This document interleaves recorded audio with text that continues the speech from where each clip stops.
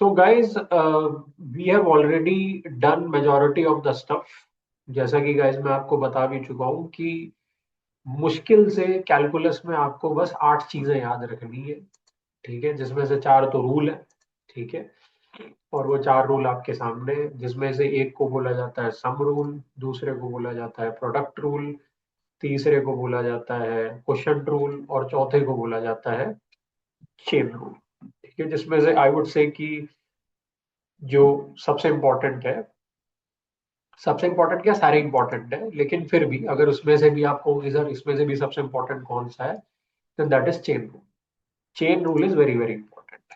ठीक है, और उसके पहले गाइस हमने 4 बेसिकली डेरिवेटिव्स के फॉर्मूले देखे कि अगर आपके पास कोई ऐसा फंक्शन है जिसमें वेट की पावर n हो रहा है, तो उसका डेरिवेटिव क्या हो जाएगा वेट की रिस्पेक्ट में, ये हो जाएगा। ठीक है, ई की पावर w है तो ई की पावर w होगा, लॉग बेसिक w है तो 1/w होगा, कांस्टेंट इनटू फंक्शन है तो कांस्टेंट इनटू फंक्शन का डेरिवेटिव हो जाएगा।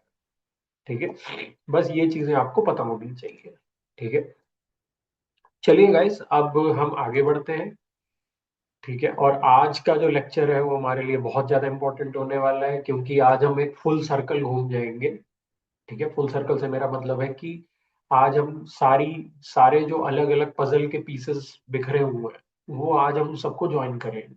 यानी कि एक साइड हमें पता है कि मशीन लर्निंग मॉडल में हम क्या करते हैं, हमारे पास हम दो प्रोबेबिलिटी डिस्ट्रीब्यूशन के बीच की केएल डाइवर्जेंस को घटाने की कोशिश करते हैं। ठीक है, बिल्कुल मिनिमाइज करने की कोशिश करते हैं, और वो जो केएल डाइवर्जेंस होती है वो कुछ नहीं होती गाइस, वो सिर्फ एक निगेटिव लॉग लाइक्लीहुड फंक्शन होता है between the model distribution and the data distribution. ठीक है, और वो निगेटिव लॉग लाइक्लीहुड फंक्शन आता कहाँ से है, वो मैक्सिमम लाइक्लीहुड एस्टिमेशन के मेथड से निकल के आता है। और उस मेथड में हम करते क्या है कि हम लाइक्लीहुड फंक्शन को मैक्सिमाइज करते हैं, या फिर लॉग लाइक्लीहुड फंक्शन को मैक्सिमाइज करते हैं, या फिर मुझे कहना चाहिए कि निगेटिव लॉग लाइक्लीहुड फंक्शन को मिनिमाइज करते हैं। Because minimising the negative log likelihood function is same as maximizing the log likelihood function, and minimizing the negative log likelihood function is same as minimizing the KL divergence। ठीक है, तो हमारे पास function है, हमें बस उसे मिनिमाइज करना। जब हम उसे मिनिमाइज कर लेंगे तो हम ये कह देंगे कि हमारा जो एआई मॉडल है या जो मशीन लर्निंग मॉडल है वो ट्रेन हो चुका है। ठीक है, तो we have to minimise the function. तो फंक्शन तो है हमारे पास, लेकिन उसको मिनिमाइज करने का तरीका हमें नहीं पता है कि मिनिमाइज कैसे करेंगे, और उसको मिनिमाइज करने का जो तरीका है गाइस वो कैलकुलस के अंदर है।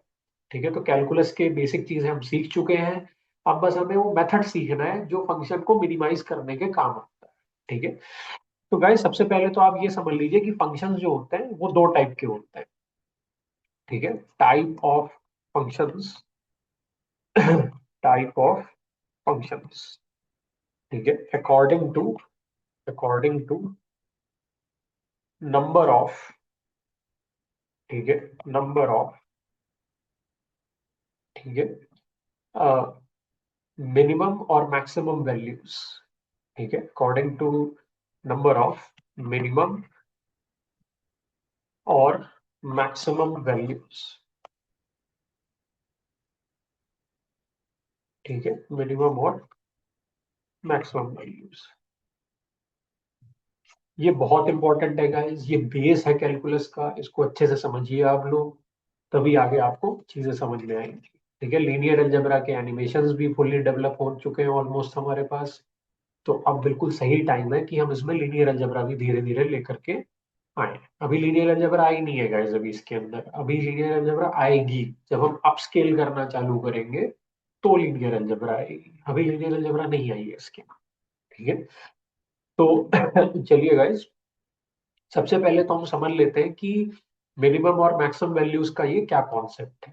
ठीक है, तो गाइज मैं इसको थोड़ा सा अभी थोड़ा सा बुकिश तरीके से बता रहा हूँ। बुकिश मतलब सबको थ्योरी चल रही है अभी, लेकिन हम बहुत जल्द हम लोग कोडिंग पे भी आने वाले हैं, तो मैं थोड़ा जल्दी जल्दी बताऊंगा गाइज। ठीक है, डोंट माइंड अबाउट दैट। अगर आपको कोई भी ऐसी चीज लगे जहाँ पे आपका कोई डाउट है या ऐसी कोई चीज है, तो प्लीज आप हैंड रेज कर दीजिए या चैट पे बता दीजिए, and I will take your query.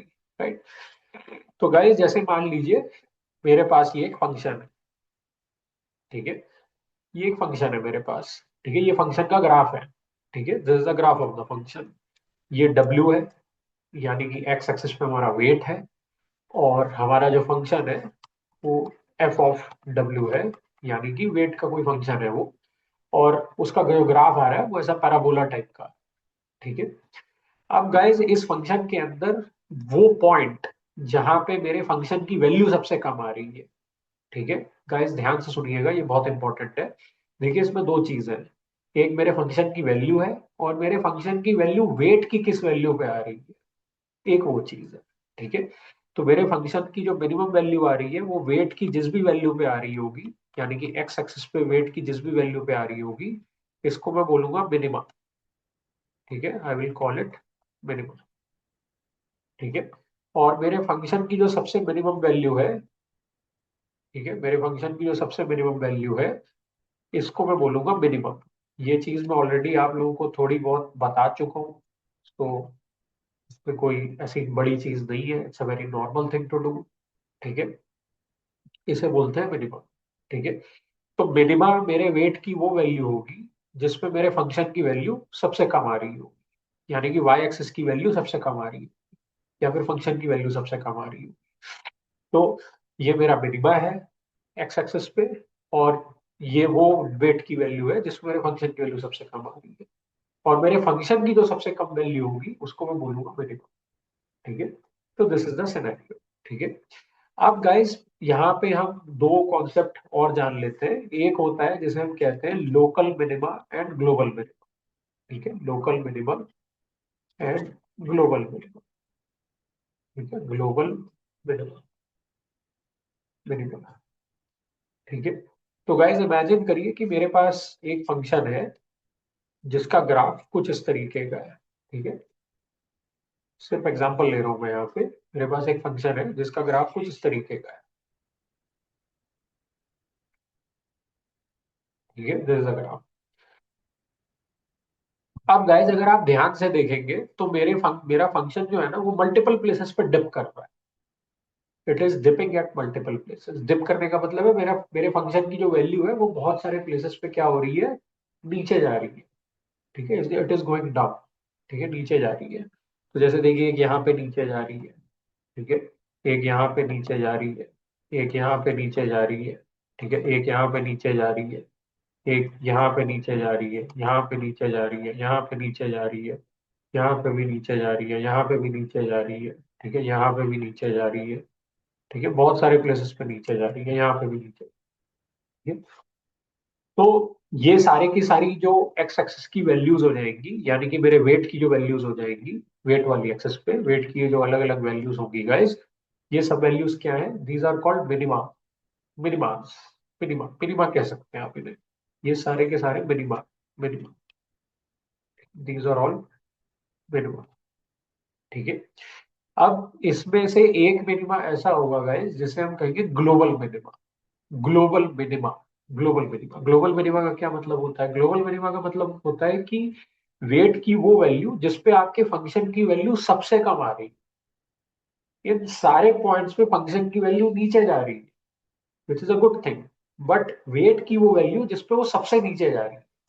तो अब आप देखिए कि कौन सी वैल्यू है जिसपे मेरे फंक्शन की वैल्यू सबसे नीचे जा रही है। तो गाइज ये जो पॉइंट आप देख रहे हैं, ठीक है, ये जो पॉइंट आप देख रहे हैं, इस पॉइंट पे मेरे फंक्शन की जो वैल्यू है वो सबसे कम जा रही है, ये वाला। ठीक है। ये देखिए आप, इस पे मेरे फंक्शन की वैल्यू सबसे नीचे है, यानी कि अगर मैं यहां से एक परपेंडिकुलर डालूं ऑन द वाई एक्सिस, तो मेरे जो फंक्शन की वैल्यू होगी वो सबसे छोटी आ रही है वाई एक्सिस पे। तो ये जो पॉइंट हो जाएगा मेरा एक्स एक्सिस पे, इसको मैं क्या बोलूंगा, आई will call it global minima. ठीक है, ग्लोबल मिनिमा। ठीक है, इसको मैं ग्लोबल मिनिमा बोलूंगा, आई will call it global minima. ठीक है।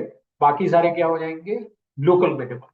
बाकी सारे के सारे लोकल मिनिमा हो जाएंगे, यानी कि ये भी एक लोकल मिनिमा हो जाएगा, ये भी एक लोकल मिनिमा हो जाएगा, ये भी एक लोकल मिनिमा हो जाएगा, ये भी एक लोकल मिनिमा हो जाएगा, ये भी एक लोकल मिनिमा हो जाएगा, ये भी एक लोकल मिनिमा हो जाएगा, ये भी, ये सारे के सारे लोकल मिनिमा। ठीक है, सिर्फ एक ही ग्लोबल, ग्लोबल मिनिमा हमेशा एक होगा, यानी कि एक वेट की वैल्यू ऐसी जरूर होगी जिसपे आपके फंक्शन की वैल्यू सबसे नीचे जा रही है, उसे हम कहेंगे ग्लोबल मिनिमम। बाकी सारी की सारी जो वेट की वैल्यूज होंगी उन्हें हम कहेंगे लोकल मिनिमम। ठीक है। ऐसे ही गाइस ये जो वैल्यू होगी इसे हम कहेंगे ग्लोबल मिनिमम। ठीक है, ग्लोबल मिनिमम, ग्लोबल मिनिमम। और बाकी जो सारी वैल्यूज हैं उन्हें हम क्या कहेंगे, लोकल मिनिमम। यानी कि ये वाली जो वैल्यू है अगर इसे हम वाई एक्सिस पे ट्रांसफर करें, उसी तरीके से ये वाली जो वैल्यू है, उसी तरीके से ये वाली जो वैल्यू है, उसी तरीके से ये जो वैल्यू है, ठीक है, ये वैल्यू है, ठीक है, ये वैल्यू है, ये वैल्यू है, ये वैल्यू है, इन सबको अगर हम वाई एक्सिस पे परपेंडिकुलर डाल के देखें कि कितनी वैल्यू आ रही है, तो वो सारी वैल्यूज क्या हो जाएगी, वो हो जाएगी लोकल मिनिमम। ठीक है। तो किसी भी फंक्शन का एक ग्लोबल मिनिमम होगा, यानी कि फंक्शन की वो वैल्यू जो सबसे छोटी आ रही है उसे हम कहेंगे ग्लोबल मिनिमम। और वो वैल्यू जिस भी वेट की वैल्यू पे आ रही है उसे हम कहेंगे ग्लोबल मिनिमा। ठीक है। ऐसे ही बाकी सारे जो फंक्शन की वैल्यूज होंगी जो सबसे कम नहीं आ रही, कम आ रही है लेकिन सबसे कम नहीं आ रही, उन्हें हम कहेंगे लोकल मिनिमम। और वो वेट की जिन वैल्यूज पे आ रही है उन्हें हम कहेंगे लोकल मिनिमा। ठीक है। तो it's a very normal concept, ये कोई रॉकेट साइंस नहीं है guys। ठीक है।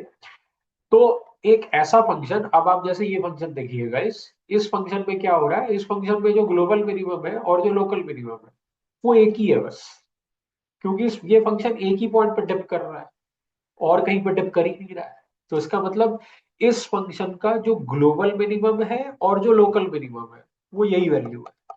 यानी कि इसमें ग्लोबल और लोकल सेम है, ग्लोबल सेम एज लोकल। ठीक है, ग्लोबल सेम एज लोकल। ठीक है। और एक्स एक्सिस पे जो वैल्यू आ रही है गाइस, ठीक है, जो जो वेट की वैल्यू आ रही है वो क्या हो जाएगा, वो भी हो जाएगा ग्लोबल एंड लोकल मिनिमा। ठीक है, global and local minima, global and local minima. ठीक है, तो global and local minimum and global and local minimum. तो ग्लोबल एंड लोकल मिनिमा है गाइस, वो एक्स एक्सिस पे आ रही है, और ग्लोबल एंड लोकल मिनिमम है वो वाई एक्सिस पे आ रही है। यानी कि फंक्शन की जो सबसे छोटी वैल्यू है उसको मिनिमम बोलेंगे, और फंक्शन की जो सबसे छोटी वैल्यू वेट की जिस वैल्यू पे आ रही है उसे मिनिमम बोलेंगे। अब क्योंकि इसमें एक ही ऐसा पॉइंट है, क्योंकि ये फंक्शन एक ही जगह डिप कर रहा है और कहीं डिप कर ही नहीं रहा है ये, तो इसका मतलब इसमें लोकल और ग्लोबल दोनों सेम होंगे। ठीक है। तो गाइस ऐसे टाइप के फंक्शंस जिनके अंदर एक ही ग्लोबल और लोकल मिनिमा होता है, यानी कि जो ग्लोबल होता है वही लोकल होता है, ठीक है, उन्हें हम बोलते हैं कॉन्वेक्स फंक्शंस। ठीक है, they are called convex functions. ठीक है, उन्हें कॉन्वेक्स फंक्शंस बोला जाता है। तो ये कॉन्वेक्स फंक्शन है। ठीक है। और ऐसे फंक्शंस जिसमें बहुत सारे लोकल और ग्लोबल मिनिमाज होते हैं उन्हें बोलते हैं नॉन कॉन्वेक्स फंक्शंस। ठीक है, non convex functions, non convex functions. ठीक है, they are called non convex functions. ठीक है। तो बेसिकली ये एक नॉन कॉन्वेक्स फंक्शन है क्योंकि इसमें बहुत सारे लोकल मिनिमा है और एक ग्लोबल मिनिमा है, और बहुत सारे लोकल मिनिमम है और एक ग्लोबल मिनिमम है। और गाइस इससे पहले मैंने आपको जो फंक्शन दिखाया इसे कहेंगे हम कॉन्वेक्स फंक्शन, क्योंकि इसके अंदर जो लोकल है वही ग्लोबल है, इसके अंदर एक ही मिनिमम है बस। ठीक है, नो अदर थिंग। ठीक है। आइडली अगर हमारे सामने ऐसा फंक्शन आ जाए तो भाई फिर बात ही क्या है। ठीक है, ऐसा लगेगा जैसे भगवान ने दोनों हाथ में लड्डू दे दिया हो। ठीक है, हमें ऐसा फंक्शन चाहिए, आइडली हमें ऐसा फंक्शन चाहिए, क्योंकि इस फंक्शन को मिनिमाइज करना बहुत आसान है, बिकॉज इसके अंदर एक ही ग्लोबल मिनिमा है और वही लोकल मिनिमा है, इट्स वेरी इजी। ठीक है।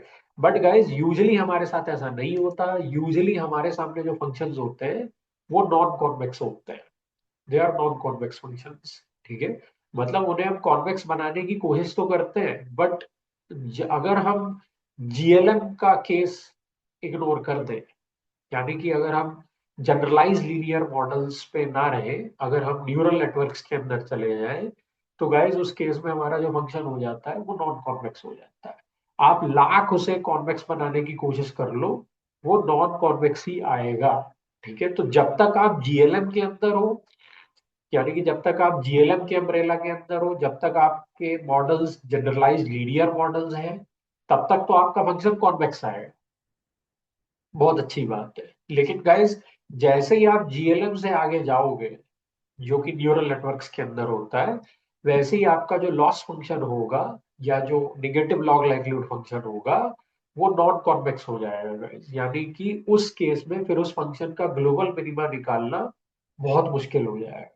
ठीक है, इट विल बी डिफिकल्ट। ठीक है, तो अगर गाइस देखिए हमारे सामने ऐसा सिनेरियो होता कि भाई हमारा फंक्शन कॉन्वेक्स होता, तो गाइस बहुत आसान है। ठीक है, तो हम मिनिमा कैसे निकालते हैं? It is very easy. कैसे निकालते हैं, चलिए मैं आपको बताता हूँ कैसे निकालते हैं। ठीक है, तो एक एग्जांपल लेते हैं। ठीक है, तो एक नॉर्मल ऐसे ही मैं एग्जांपल लेने जा रहा हूँ। सॉरी गाइस, मेरे को कोल्ड हो रखा है, अभी मैं रिकवर कर रहा हूँ। तो मैं एक एग्जांपल लेने जा रहा हूँ यहाँ पे। ठीक है, वी हैव अ फंक्शन। ठीक है, ये फंक्शन है हमारे पास। ठीक है, this is F of W. ठीक है, एंड दिस इज डब्ल्यू। ठीक है, और अब मैं क्या कर रहा हूँ यहाँ पे, मैं आपको एक बड़ी इंटरेस्टिंग चीज दिखाने जा रहा हूँ। ठीक है, let me show you something interesting. अब आपके पास बैकग्राउंड है, तो गाइज आपको पता है कि अब जो भी मैं बताऊंगा आपको, वो आपको 2 मिनट में समझ में आना है। ठीक है, तो गाइज ये हमारे फंक्शन का मिनिमा है। ठीक है, दिस इज ग्लोबल मिनिमा। ठीक है, अभी हम एक कॉन्वेक्स फंक्शन ले रहे हैं। ठीक है, और मैं आपको बस दिखाना चाहता हूँ कि हमें कॉन्वेक्स फंक्शन क्यों चाहिए। मतलब आइडली हम क्यों भगवान से प्रार्थना करेंगे, भगवान कॉन्वेक्स फंक्शन दे दे, कॉन्वेक्स फंक्शन दे दे, हम ऐसा क्यों करेंगे? ठीक है, तो उसका रीजन पहले आपको समझना पड़ेगा कि हम ऐसा क्यों बोलेंगे। ठीक है, तो गाइस चलिए काम करते हैं। हमने एक तुक्का मारा वेट का। ठीक है, हमने वेट का एक तुक्का मारा। ठीक है, तो यहाँ हमने जो तुक्का मारा वो यहाँ पे मारा। तो मान लीजिए हमने एक वेट की इनिशियल वैल्यू ली, इसको हम कह देते हैं डब्ल्यू इनिशियल। ठीक है, इसको हम डब्ल्यू इनिशियल कह देते हैं। वेट की हमने एक इनिशियल वैल्यू ली, इसको डब्ल्यू इनिशियल कह देते हैं। ये कुछ नंबर रहा होगा। ठीक है, मैं कुछ ले नहीं रहा हूँ, बट ये एक वैल्यू होगी, एक नंबर होगा ये। ठीक है, और अब हम क्या करने जा रहे हैं गाइज, हम W initial comma F of W initial, ये जो पॉइंट है हमारा। ठीक है, W initial comma F of W initial, ये जो पॉइंट आप देख रहे हो, इस ये पॉइंट क्या है गाइज? ये है डब्ल्यू इनिशियल, यानी कि जो वैल्यू होगी हमारी वो, और कॉमा लगा करके एफ ऑफ डब्ल्यू इनिशियल, यानी कि फंक्शन की जो वैल्यू आ रही है। तो ये क्या है गाइस? ये है बेसिकली आपका एफ ऑफ डब्ल्यू इनिशियल। ठीक है, इस पॉइंट पे अगर हम एक टेंजेंट बनाए, ठीक है, if we construct a tangent, अगर हम इस पॉइंट पे एक टेंजेंट बनाए, if we construct a tangent, तो लेट्स से अगर हम इस पे एक टेंजेंट बनाए, तो मैंने इस पे एक टेंजेंट बनाई गाइस इस पॉइंट पे। ये टेंजेंट है हमारी। सॉरी अबाउट दैट, बिल्कुल एक्यूरेट नहीं है, but I guess it will serve the purpose. तो ये टेंजेंट है गाइस हमारी। ठीक है, और ये मैं एक्सेस आगे बढ़ा रहा हूँ, जो हॉरिजॉन्टल एक्सेस है ये मैं आगे बढ़ा। ठीक है, तो आप ऐसा समझ लीजिए एक्स एक्सिस के पैरेलल है। ठीक है, तो अब सिचुएशन क्या होगी गाइस? अब सिचुएशन ये होगी कि बेसिकली अगर आप ध्यान से देखें, तो अगर मैं इसको 4 क्वाड्रेंट में ब्रेक कर दूं, if I break down this into 4 quadrants. ठीक है, तो गाइस आप यहाँ पे देख सकते हैं कि बेसिकली ये जो एंगल बन रहा है हमारा एंटी क्लॉकवाइज डायरेक्शन में, जो टेंजेंट एंगल बना रही है एंटी क्लॉकवाइज डायरेक्शन में, वो 90 डिग्री से ज्यादा बन रहा है। ठीक है, it is greater than 90 degree. तो गाइज आपको अच्छे से पता है कि अगर एंगल हमारा एंटी क्लॉकवाइज डायरेक्शन में 90 डिग्री से ज्यादा हो जाता है, तो स्लोप क्या हो जाती है? तो स्लोप हमारी निगेटिव हो जाती है। तो और गाइज मैंने आपको ये बात भी बताई थी कि हमारी लाइन 90 डिग्री के जितनी पास रहेगी, ठीक है, उसकी स्लोप का जो नंबर होगा, साइन की बात नहीं कर रहा हूं मैं, साइन तो आपको पता है गाइस कि अगर हमारी लाइन 90 डिग्री के एंगल को क्रॉस करेगी, तो साइन निगेटिव हो जाएगा, क्योंकि स्लोप निगेटिव हो जाती है। लेकिन अगर हमारी लाइन 90 डिग्री के जितनी पास रहेगी, जो स्लोप का नंबर निकल के आएगा, जो मैग्नीट्यूड निकल के आएगा स्लोप का, वो बहुत ही बड़ा नंबर निकल के आएगा। ठीक है, तो अभी गाइस हम एक एग्जांपल ले लेते हैं। हम मान लेते हैं कि ये हमारा बीटा वन एंगल आ रहा था, बीटा वन एंगल। ठीक है, ये कुछ था एंगल 90 डिग्री से ज्यादा था, बट ये बीटा वन एंगल आ रहा था। तो गाइस हमने tan बीटा वन निकाला, यानी कि स्लोप निकाली हमने। तो गाइस मान लेते हैं कि ये जो स्लोप आ रही थी, ऐसे एग्जांपल ले लेता हूं मैं भी यहाँ पे, ये -50 आ रही थी, -50। ठीक है, बहुत अच्छी बात है। ठीक है, -50 आ रही थी। अब गाइस जैसे जैसे हम राइट हैंड साइड की तरफ बढ़ेंगे, यानी कि जैसे जैसे आप डब्ल्यू इनिशियल से ग्लोबल मिनिमा की तरफ बढ़ोगे, वैसे वैसे देखते हैं कि स्लोप के साथ क्या होता है। तो जैसे गाइस मान लीजिए हमने शुरुआत डब्ल्यू इनिशियल से करी थी, और डब्ल्यू इनिशियल से हम आगे गए डब्ल्यू फाइनल की तरफ, मतलब एक और पॉइंट पे पहुंच गए हम बीच में। यहाँ पे एक और पॉइंट था हमारे पास। ठीक है, इस पॉइंट को हम कह देते हैं डब्ल्यू फाइनल। ठीक है, अभी आप ये मत सोचिए कि सर ये डब्ल्यू फाइनल पे हम कहाँ से आ गए। ठीक है, आपने ऐसा क्या काम किया कि आप डब्ल्यू इनिशियल से डब्ल्यू फाइनल पे आ गए। अभी आप इसके बारे में मत सोचिए। ठीक है, अभी बस आप इतना सोचिए कि हमारे पास एक और पॉइंट हमने लिया, और उसकी वैल्यू थी डब्ल्यू फाइनल, मतलब ये कुछ नंबर रहा होगा। ठीक है, तो अभी मैं एक एग्जांपल ले लेता हूँ। जैसे गाइस मान लीजिए अगर ये हमारा, मैं अभी एक ऐसे ही रैंडम एग्जांपल ले रहा हूँ।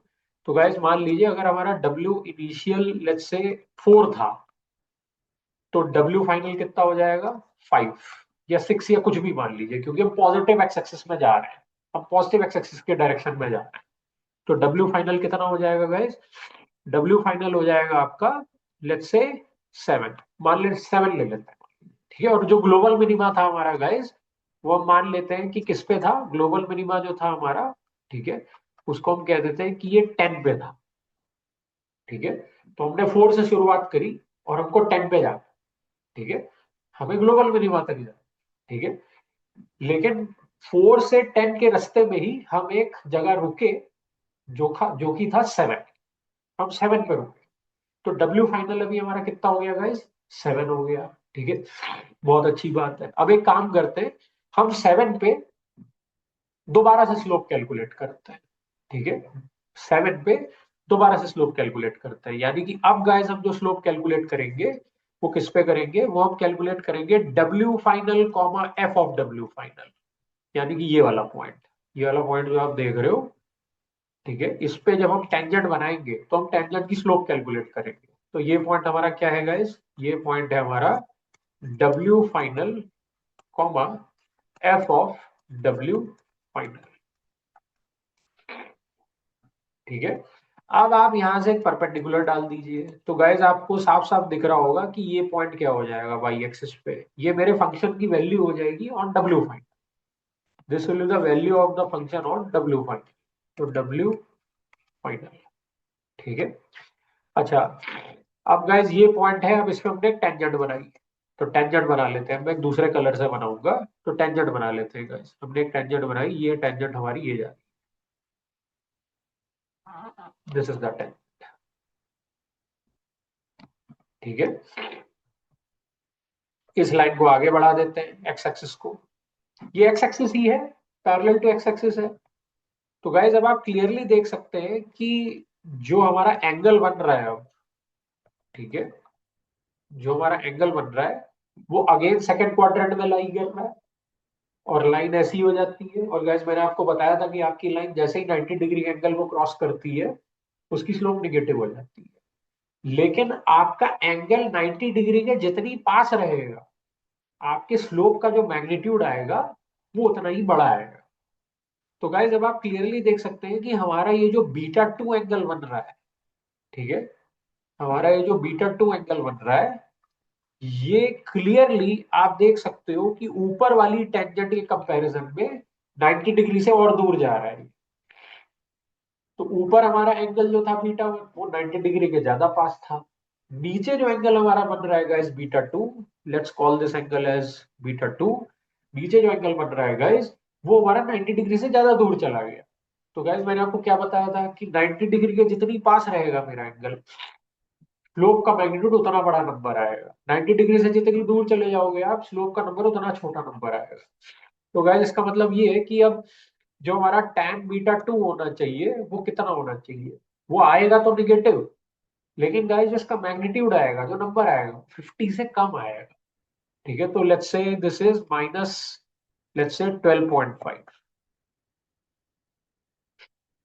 ठीक है, तो गाइस आप क्लियरली एक इंटरेस्टिंग चीज देखिए कि जैसे जैसे हम मिनिमा की तरफ आ रहे हैं ना, वैसे वैसे हमारी लाइन और ऐसे होती जा रही है, फ्लैट होती जा रही है। जब हम मिनिमा से दूर थे तो हमारी लाइन ऐसी थी, हम मिनिमा के पास जाते जा रहे हैं, लाइन ऐसे ऐसे ऐसे ऐसे ऐसे ऐसे ऐसे ऐसे ऐसे टिल्ट होती जा रही है। और एक समय ऐसा आएगा कि जब ये मिनिमा पे जो लाइन होगी ये क्या हो जाएगी गाइस, ये पैरेलल टू एक्स एक्सिस हो जाएगी, पैरेलल टू एक्स एक्सिस। यानी कि अगर आप यहाँ पे देखोगे तो हमारी जो लाइन होगी वो पैरेलल टू एक्स एक्सिस हो जाएगी। तो अब हमारी जो टेंजेंट लाइन बनेगी मिनिमा पे, यानी कि एक हिसाब से कहना चाहिए ये जो पॉइंट है हमारा, ये क्या हो जाएगा गाइस, ये हो जाएगा 10, f(10)। तो इस पॉइंट पे जो हमारी टेंजेंट बनेगी गाइस वो बिल्कुल पैरेलल टू एक्स एक्सिस हो जाएगी, बिल्कुल पैरेलल टू एक्स एक्सिस हो जाएगी। ये देखिए आप, it is ultimately parallel to x axis. तो गाइस हमारी स्लोप क्या हो जाएगी, जीरो, क्योंकि धीरे धीरे देखिए आप जीरो के पास ही जा रहा है। पहले हम निगेटिव एक्स एक्सिस पे थे, लेकिन जीरो से बहुत दूर थे, -50। फिर हम जीरो के थोड़ी और पास आए, -12.5। अब गाइस धीरे धीरे जैसे जैसे आपकी जो टेंजेंट, जैसे जैसे आपका जो जो जो पॉइंट है पैराबोला के ऊपर, वो जैसे जैसे आगे बढ़ता जाएगा, ठीक है, एक समय ऐसा आएगा जब मिनिमा पे या फिर मिनिमम वैल्यू वाले पॉइंट पे वो हमारी टेंजेंट की जो स्लोप हो जाएगी वो गाइस जीरो हो जाएगी। तो यहां से हमें एक बड़ी इंटरेस्टिंग बात पता चली। यहां से हमें क्या पता चला, यहां से हमें ये पता चला गाइस कि ग्लोबल मिनिमा पे, इनफैक्ट किसी भी मिनिमा पे, it's not compulsory that on global minima, it can be a local minima also. तो गाइस किसी भी मिनिमा पे, ठीक है, जो हमारे टेंजेंट की स्लोप होती है वो जीरो हो जाती है। So on any minima the slope of the tangent is equal to zero. ठीक है, लेकिन गाइस आपको पता है कि किसी भी पॉइंट पे आप टेंजेंट की स्लोप कैसे निकालोगे, किसी भी पॉइंट पे आप टेंजेंट की स्लोप कैसे निकालेंगे, बहुत आसान है। टेंजेंट की स्लोप का फॉर्मूला हमें पता है। टेंजेंट की स्लोप, अगर आपको फंक्शन के ग्राफ के ऊपर किसी भी पॉइंट पे टेंजेंट की स्लोप निकालनी हो तो आप क्या करते हैं, आप उस ग्राफ के फंक्शन का डेरिवेटिव कैलकुलेट कर लेते हैं विद रिस्पेक्ट टू डब्ल्यू, और उस डेरिवेटिव के फॉर्मूले के अंदर वो पॉइंट रख देते हैं जिसपे आपको टेंजेंट की स्लोप निकालनी है। तो इसका मतलब ये है कि आगे से अगर हमें कोई भी कॉन्वेक्स फंक्शन दिया हुआ है, if we are given a convex function, ठीक है, आगे से अगर हमें कोई भी कॉन्वेक्स फंक्शन दिया हुआ है और हमसे कोई पूछे कि भाई टेंजेंट की स्लोप पता करके बताओ कि टेंजेंट की स्लोप कितनी आएगी, what will be the slope of the tangent, ठीक है, तो बहुत आसान है guys. Sorry, I am sorry, मैं क्या बोल रहा हूँ, मैं इसको रिफ्रेश कर देता हूँ थोड़ा सा। तो गाइज आगे से कभी भी अगर आपसे कोई पूछे कि अगर आपको एक कॉन्वेक्स फंक्शन दिया हुआ है, एक वेरिएबल का कॉन्वेक्स फंक्शन, यहाँ पे गाइज आप देख सकते हैं कि हमारे पास जो हमारा ग्राफ है वो 2D में, यानी कि हमारे पास बस एक ही वेरिएबल है और वो वेरिएबल है डब्ल्यू। तो आगे से कभी भी कोई अगर आपसे पूछे कि मुझे एक वेरिएबल का कॉन्वेक्स फंक्शन अगर दे रखा है और मुझे उसका मिनिमा पता लगाना है, मिनिमा मतलब वेट की वो वैल्यू जिसपे मेरे फंक्शन की वैल्यू सबसे छोटी हो जाए। तो अभी हमें मिनिमा पता है इसकी 10 है, लेकिन मान लीजिए अगर आपको ना पता होगी इसका मिनिमा क्या होगा और आप मिनिमा पता लगाना चाहते हो, and make sure it's a convex function. तो अगर आपको मिनिमा पता लगाना है किसी भी कॉन्वेक्स फंक्शन का तो बहुत आसान है, तब तो कुछ बचा ही नहीं ना भाई, तब तो बहुत आसान है। तब आप क्या करोगे, आप कहोगे कि भाई कुछ मत, कुछ नहीं करूंगा मैं एफ प्राइम ऑफ डब्ल्यू निकालूंगा, मैं simply F prime of W निकालूंगा, ठीक है, या फिर मुझे कहना चाहिए मैं ये निकालूंगा, ठीक है, और मैं जीरो के बराबर रख दूंगा इसको, ठीक है। मैं जीरो के बराबर क्यों रखूंगा, क्योंकि गाइस आपको पता है कि ये चीज क्या होती है, ये टेंजेंट की स्लोप है। और हमें कौन सा डब्ल्यू निकालना है, हमें वो डब्ल्यू की वैल्यू निकालनी है जिसपे टेंजेंट की स्लोप जीरो हो जाए, भी तो निकालनी है। तो आप इस इक्वेशन को सॉल्व कर लीजिए। और गाइस जब आप इस इक्वेशन को सॉल्व करोगे तो इस केस में हमारे W का आंसर कितना आएगा, 10 निकल के आएगा। ठीक है, चलिए मैं आपको एक एग्जांपल से समझाता हूँ। ठीक है, जैसे मान लीजिए मेरे पास एक फंक्शन है एफ ऑफ डब्ल्यू। ठीक है, I have a function F of W. और गाइस ये जो फंक्शन है ये है 4W-8 होल स्क्वायर। ये मेरा फंक्शन है 4W-8 होल स्क्वायर। तो अगर आपको इस फंक्शन का मिनिमा पता लगा, if you want to calculate the minimum of this function, तो आप कैसे पता लगाओगे?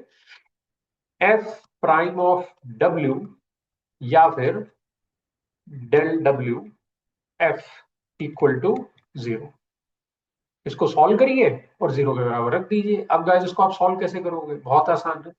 ठीक है, इसको सॉल्व करने के लिए हम क्या करेंगे, इसको ओपन कर लेंगे हम। तो इसको ओपन करेंगे हम, या फिर आप इसे ओपन कर लीजिए या कैसे भी कर लीजिए गाइस। हम इस पे चाहे तो हम इस पे चेन रूल भी लगा सकते हैं।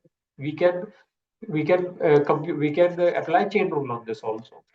चेन रूल आप कैसे लगाओगे? बहुत आसान है गाइस, मैंने आपको क्या बताया था। आप सबसे पहले अपने फंक्शन के अंदर ढूंढिए कि आपका डब्ल्यू कहाँ पे है, यानी कि जिसकी रेस्पेक्ट में आपको डेरिवेटिव निकालना है वो चीज कहाँ पे है। तो वो डब्ल्यू यहाँ पे है। तो बेसिकली लेट, ठीक है, जी बराबर डब्ल्यू, उसके बाद लेट एच बराबर G-8। तो W-8 क्या हो गया गाइस? एच के बराबर हो गया। Let i equals to h square, यानी कि W-8 का जो स्क्वायर कर दिया आपने वो किसके बराबर कर दिया? वो आपने आई के बराबर कर दिया। तो फाइनली गाइस एफ किसके बराबर हो जाएगा, यानी कि ये जो हमारा फंक्शन था एफ, ये किसके बराबर हो जाएगा? ये 4 × आई के बराबर हो जाएगा। 4 × आई के बराबर हो जाएगा। ठीक है, तो G बराबर W कर लिया, H बराबर G-8 कर लिया। ठीक है, I बराबर आपने एच स्क्वायर कर लिया, F बराबर आपने 4i कर दिया। ठीक है, अब गाइस आप कुछ मत करिए, आपको पता है कि अब हमें क्या करना पड़ेगा। ये इसका हम डेरिवेटिव निकालेंगे, लेकिन ये डेरिवेटिव हम किसकी रिस्पेक्ट में निकालेंगे गाइस? डेल आई एफ, यानी कि हम अपने फंक्शन का डेरिवेटिव निकालेंगे, यानी कि इस पूरी चीज का डेरिवेटिव निकालेंगे, लेकिन आई की रेस्पेक्ट में निकालेंगे। ठीक है, इसका डेरिवेटिव डेल एच आई, यानी कि आई का डेरिवेटिव निकालेंगे लेकिन एच की रेस्पेक्ट में निकालेंगे। यहाँ पे डेल जी एच, यानी कि एच का डेरिवेटिव निकालेंगे लेकिन जी की रेस्पेक्ट में निकालेंगे। यहाँ पे डेल डब्ल्यू जी, यानी कि जी का डेरिवेटिव निकालेंगे लेकिन डब्ल्यू की रेस्पेक्ट में निकालेंगे। तो गाइस हमें क्या निकालना था? हमें ये निकालना था, हमें एफ का डेरिवेटिव निकालना था डब्ल्यू की रेस्पेक्ट में। तो अब इसका फॉर्मूला क्या हो जाएगा? इसका फॉर्मूला हो जाएगा del W F equal to del del W F equal to del सबसे पहले हम नीचे से चालू करेंगे गाइस, हम यहां से चालू करेंगे। तो डेल आई एफ, ठीक है, del I F multiplied by, ठीक है, डेल डेल एच आई, ठीक है, del H I, del H I, उसके बाद डेल जी एच, डेल जी एच, उसके बाद डेल डब्ल्यू जी, ठीक है, del W G, del W G. ठीक है, तो गाइस अब बहुत आसान है। ठीक है, देखिए हमें तो फॉर्मूले पता है अब। तो कांस्टेंट है और अंदर हमारे पास एक फंक्शन है। ठीक है, कांस्टेंट टू फंक्शन का डेरिवेटिव, और किसकी रेस्पेक्ट में? आई की रेस्पेक्ट में। तो गाइस आई का डेरिवेटिव आई की रिस्पेक्ट में क्या होगा? 1। ठीक है, और कांस्टेंट बाहर आ जाएगा, तो इसका मतलब हमारा डेरिवेटिव क्या हो जाएगा गाइस? हमारा डेरिवेटिव हो जाएगा 4 मल्टीप्लाइड बाई आई का डेरिवेटिव एच की रेस्पेक्ट में। तो इसका मतलब एच स्क्वायर का डेरिवेटिव निकालना है हमें एच की रेस्पेक्ट में। तो गाइस ये क्या हो जाएगा? ये हो जाएगा 2h, ठीक है, multiplied by del del ji h, यानी कि G-8 का डेरिवेटिव हमें निकालना है जी की रेस्पेक्ट में। तो गाइस G-8 का डेरिवेटिव जी की रेस्पेक्ट में क्या हो जाएगा? जी का डेरिवेटिव -8 का डेरिवेटिव। तो गाइस जी का डेरिवेटिव जी की रेस्पेक्ट में क्या होगा? 1। 8 का डेरिवेटिव जी की रेस्पेक्ट में क्या होगा? तो गाइस कांस्टेंट का डेरिवेटिव हमेशा जीरो होता है, ठीक है। कांस्टेंट का डेरिवेटिव हमेशा जीरो होता है। ये बात शायद मैंने आपको नहीं बताई, लेकिन अब मैं बता रहा हूं कि कांस्टेंट का डेरिवेटिव इज ऑलवेज जीरो, ठीक है। तो g-8, तो g का डेरिवेटिव जी की रेस्पेक्ट में 1, 8 का डेरिवेटिव जी की रेस्पेक्ट में जीरो, ठीक है। तो यहाँ पे आ जाएगा 1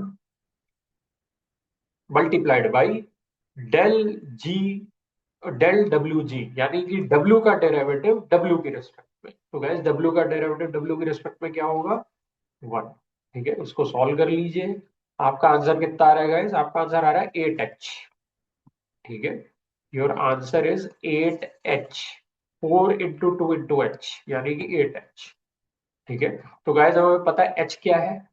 एच क्या था? एच g-8 था। और जी क्या था? जी डब्ल्यू था। तो एच किसके बराबर हो गया गाइस? w-8 के बराबर हो गया।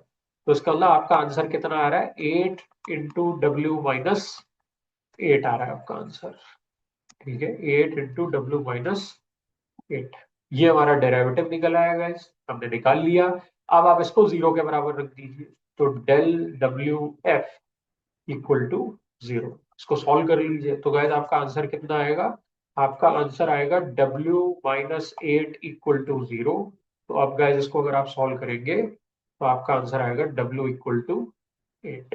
That is your answer. तो इसका गाइस, इसका मतलब ये है गाइस कि हमारा ये जो कॉन्वेक्स फंक्शन था, ठीक है, हमारा ये जो कॉन्वेक्स फंक्शन था एफ डब्ल्यू इक्वल्स टू 4 इंटू w-8 का स्क्वायर, इसका जो मिनिमा आएगा गाइस वो किस किस पे आएगा? वो w इक्वल टू 8 पे आएगा इसका मिनिमा, ठीक है। तो इसका मिनिमा w इक्वल टू 8 के ऊपर आएगा। तो इसका मतलब w इक्वल टू 8 यानी कि 8 कॉमा एफ ऑफ 8 पॉइंट के ऊपर जो आप टेंजेंट बनाओगे उसकी जो स्लोप होगी वो एक्स एक्सिस के पैरेलल हो जाएगी, यानी कि स्लोप जो होगी वो जीरो हो जाएगी।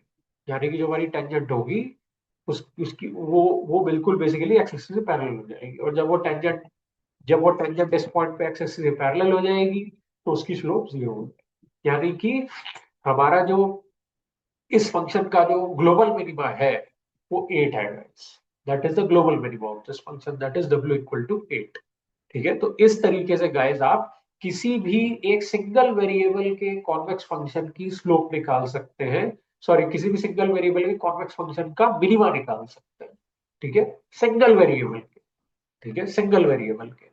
तो अगर आपके सामने कुछ इस तरीके की स्थिति है तो बहुत बढ़िया है। तब तो कुछ चाहिए ही नहीं भाई, तब तो वारे नहीं आ रहे, तब तो कोई दिक्कत वाली बात ही नहीं है। आपका फंक्शन एक वेरिएबल का फंक्शन है। लेकिन गाइस रियलिटी में ऐसा नहीं होता। हमारा फंक्शन एक वेरिएबल का फंक्शन मशीन लर्निंग में कभी भी नहीं होता। आपने अभी देखा गाइस कि हमने बहुत सारे अलग अलग मॉडल्स के लिए लॉस फंक्शन के एक्सप्रेशंस निकाले थे, ठीक है। जैसे कि mean squared error, binary cross entropy, ठीक है, पॉइजन लीनियर रिग्रेशन के लिए निकाला था। तो उसमें गाइस आपने देखा होगा कि हमारे पास एक वेट नहीं होता कभी भी। यानी कि हमारा जो लॉस फंक्शन होगा वो कभी भी एक वेट का फंक्शन नहीं होगा, उसमें बहुत सारे वेट्स होते हैं। उसमें w0, w1, w2, w3, w4, बहुत सारे वेट्स होते हैं। तो ऐसी स्थिति में हमें क्या करना पड़ेगा गाइस, ठीक है। ऐसी स्थिति में हमें सारे वेट्स की रेस्पेक्ट में एक एक करके सबकी रेस्पेक्ट में डेरिवेटिव निकालना पड़ेगा। यानी कि पहले हम अपने फंक्शन का डेरिवेटिव निकालेंगे w0 की रेस्पेक्ट, फिर हम डेरिवेटिव निकालेंगे w1 की रेस्पेक्ट में, फिर हम डेरिवेटिव निकालेंगे w2 की रेस्पेक्ट में, फिर हम डेरिवेटिव निकालेंगे w3 की रेस्पेक्ट में, ठीक है। और एक एक करके सबको जीरो के बराबर रखेंगे और सॉल्व करेंगे, ठीक है। एक एक करके सबको जीरो के बराबर रखेंगे और सॉल्व करेंगे। तो गाइज इसका मतलब अगर आपके पास फंक्शन कॉन्वेक्स है, ठीक है, तो बहुत सिंपल है। किसी भी कॉन्वेक्स फंक्शन का मिनिमा निकालना बहुत आसान है, ठीक है। आपको कुछ भी नहीं करना है। आपको उस फंक्शन का डेरिवेटिव सिंपली अपने वेट की रिस्पेक्ट में निकालना है, उसको जीरो के बराबर रख करके सॉल्व कर लेना है, ठीक है, जो कि अभी हमने किया।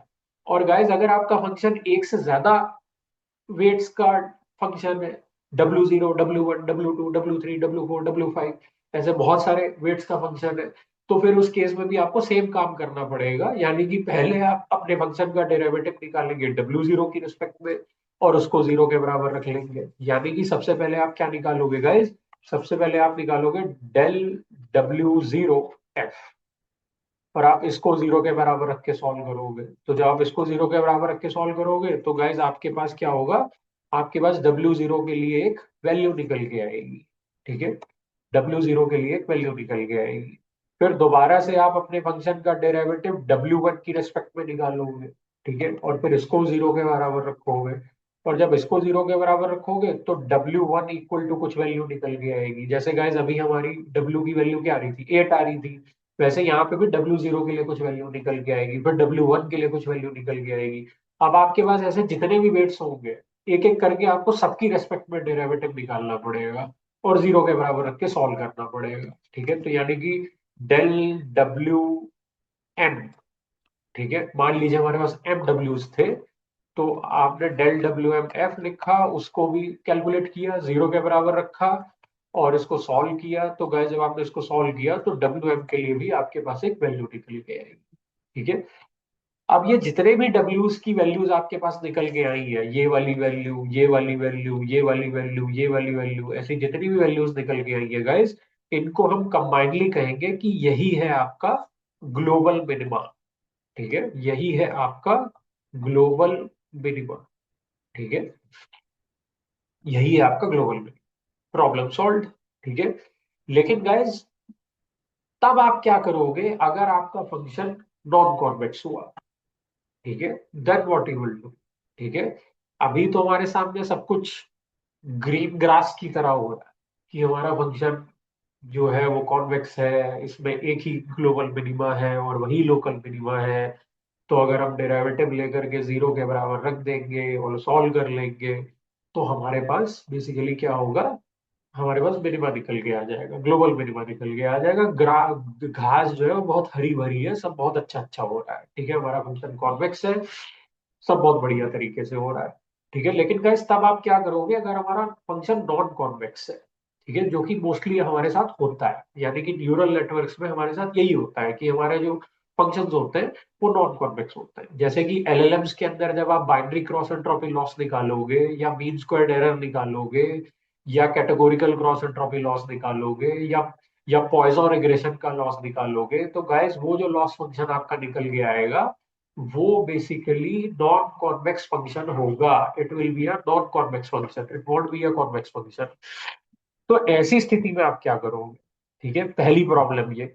दूसरी प्रॉब्लम ये है गाइस कि चलिए मान लेते हैं कि अगर हमारा फंक्शन कॉन्वेक्स हुआ भी, ठीक है, यानी कि अगर हम GLMs का केस लेते हैं, जनरलाइज लीनियर मॉडल, तो उस केस में अगर हमारा फंक्शन कॉन्वेक्स हो ही जाता है, ठीक है, तो भाई साहब आप मुझे एक बात बताओ कि अगर आपके डाटा सेट के अंदर, ठीक है, मान लेते हैं अभी थोड़े समय के लिए, अगर आपके डाटा सेट के अंदर मान लीजिए 1000 इनपुट फीचर्स है, ठीक है, 1000 इनपुट फीचर्स हैं, अगर आपके डाटा सेट के अंदर 1000 इनपुट फीचर्स, मैं इनपुट फीचर्स की बात कर रहा हूँ, मैं वाई की बात नहीं कर रहा हूँ, I am talking about x.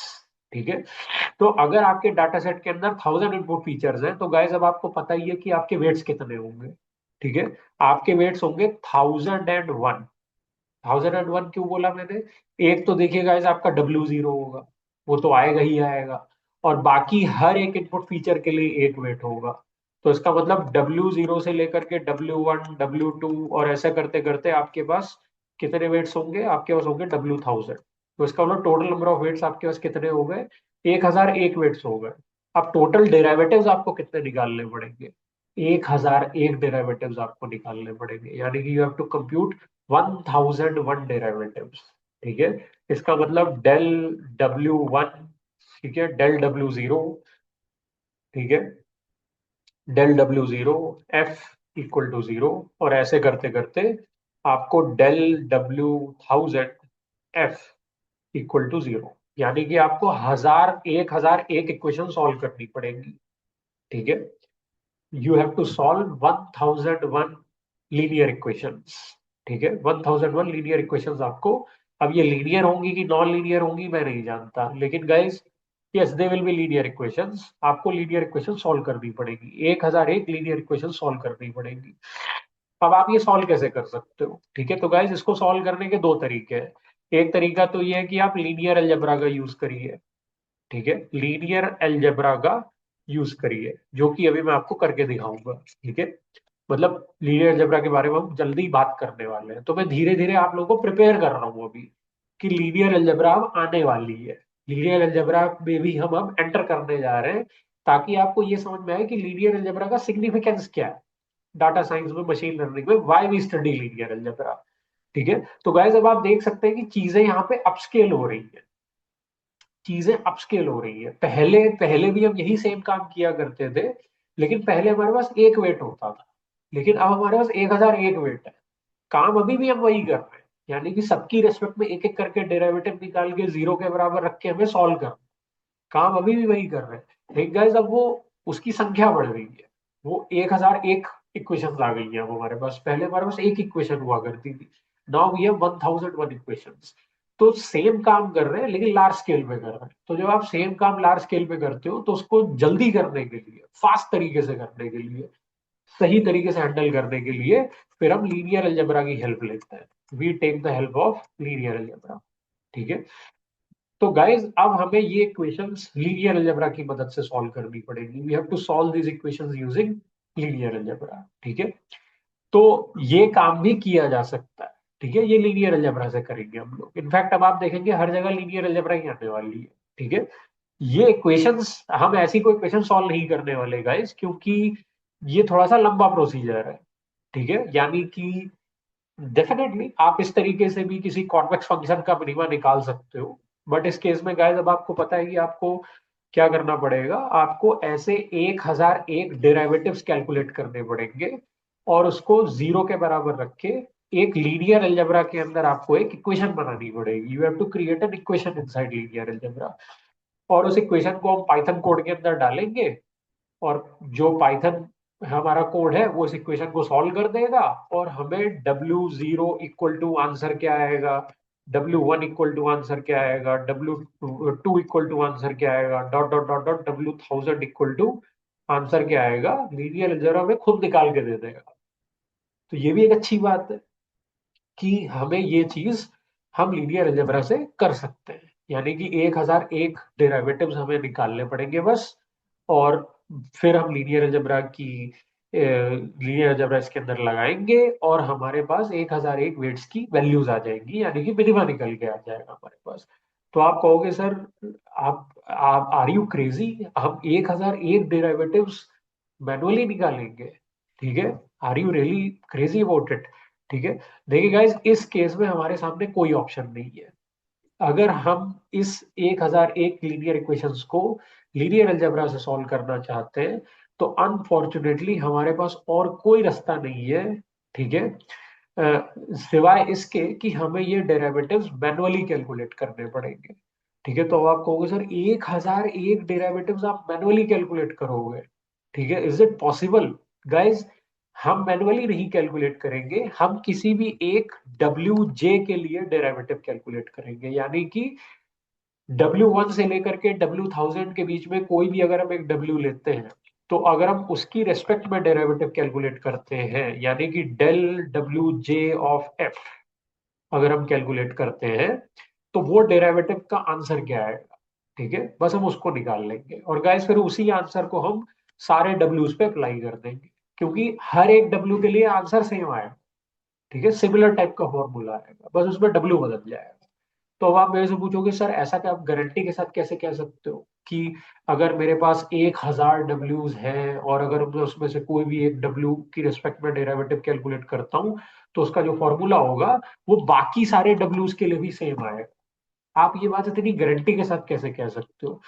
Guys, अभी तो मैं इसका प्रूफ आपको एकदम से नहीं दे सकता, but you have to wait and watch, and you have to see by yourself कि ये बात मैं इतनी गारंटी के साथ कैसे कह रहा हूँ। उसके लिए थोड़ा आपको वेट करना पड़ेगा, बट अभी के लिए बस आप इसको पिंच ऑफ सॉल्ट की तरह लीजिए। तो गाइस, इसका मतलब ये है कि मुझे सिर्फ दो डेरिवेटिव निकालना है। एक मुझे निकालना है W0 की रेस्पेक्ट में, ठीक है, और एक मुझे निकालना है W1 से लेकर के W1000 के बीच में। अगर मैं कोई भी एक WJ लेता हूँ, ठीक है, कोई भी एक WJ लेता हूं अगर मैं, तो उसकी रेस्पेक्ट में मुझे फंक्शन का डेरिवेटिव का फॉर्मूला निकालना है, यानी कि डेल WJ ऑफ F। बस मुझे ये निकालना। एक बार मेरे पास ये फॉर्मूला आ गया, उसके उसके बाद मैं इसी फॉर्मूले के अंदर जहां जहां WJ आ रहा होगा वहां W1 कर दूंगा।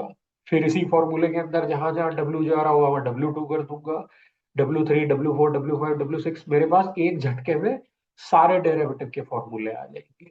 ठीक है, तो गाइज ये इतना मुश्किल काम नहीं है। ठीक है, और फिर मेरे पास अगर एक बार सारे के सारे डेरिवेटिव निकल आए, फिर मैं इनको जीरो के बराबर रख लूंगा। इससे मेरे पास एक लीनियर इक्वेशन बनेगी लीनियर अलजेब्रा के अंदर। I will get a linear equation inside a linear algebra.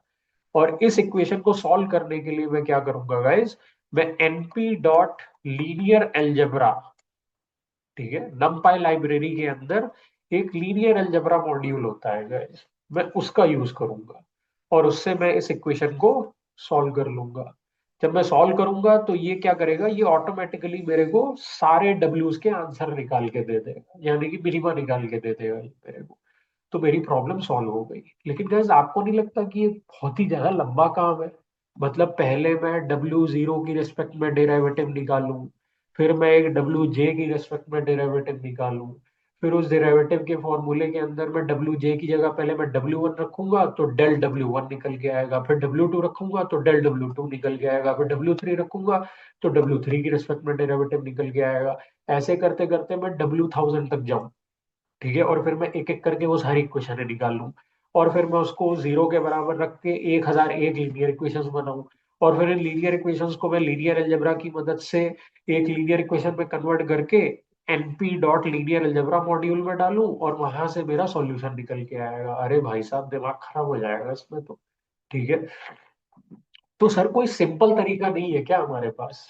ठीक है, कोई ऐसा तरीका नहीं है हमारे पास जो हर सिनेरियो के लिए सेम तरीके से काम करे? भले मेरा फंक्शन कॉन्वेक्स हो या नॉन कॉन्वेक्स हो, भले वो एक वेरिएबल का फंक्शन हो या हजार वेरिएबल का फंक्शन हो, वो तरीका एक यूनिवर्सल तरीका हो जो एक ही वे मेरे को हर फंक्शन का, भले वो नॉन कॉन्वेक्स हो भले कॉन्वेक्स हो, भले एक वेरिएबल का फंक्शन हो भले हजार वेरिएबल का फंक्शन हो, वो मेथड मुझे हर केस में अपने आप मिनिमा निकाल करके दे दे। कोई ऐसा मेथड नहीं है क्या हमारे पास? ठीक है भाई साहब, बिल्कुल है हमारे पास वो मेथड, और गाइज अब हम उसी मेथड के बारे में बात करने जा रहे हैं। तो गाइज मैं आप लोगों को एक मोटिवेशन पहले देना चाहता था कि वो मेथड के हम उसी मेथड से क्यों मिनिमा निकालते हैं। हमारे पास तो और मेथड्स भी होते हैं मिनिमा निकालने के, जैसे गाइज अभी मैंने आपके सामने कुछ अल्टरनेटिव मेथड्स आपको दिखाने की कोशिश करी कि जो मेन मेथड है जो हम मशीन लर्निंग डाटा साइंस में यूज करते हैं, अगर हम उसको यूज ना करें और अगर हम इन मेथड्स को यूज करें, तो गाइज आपको पता है कि इसमें कितनी हेडेक है। यानी कि अगर आपके पास एक वेरिएबल का फंक्शन है तो आपको काम तो वही करना है, यानी कि जीरो के बराबर रख के सॉल्व कर लेना है। ठीक है, लेकिन जब यही आपका फंक्शन बहुत सारे वेरिएबल का फंक्शन हो जाता है, तो गाइस आपकी सरदर्दी बढ़ जाती है, क्योंकि फिर आपके पास उतनी इक्वेशंस आएंगी, फिर आपको उसे लीनियर अलजेब्रा की मदद से एक लीनियर इक्वेशन में कन्वर्ट करना पड़ेगा, फिर आप उसे नंपाई लाइब्रेरी के लीनियर अलजेब्रा मॉड्यूल के अंदर डालोगे, वो सॉल्व करके आपको सॉल्यूशन निकाल के देगा। एंड सबसे गंदी बात तो ये है कि जो डेरिवेटिव्स हैं वो आपको मैनुअली कैलकुलेट करने पड़ेंगे, हाथों से मैनुअल कैलकुलेशन करके आपको डेरिवेटिव्स कैलकुलेट करने पड़ेंगे।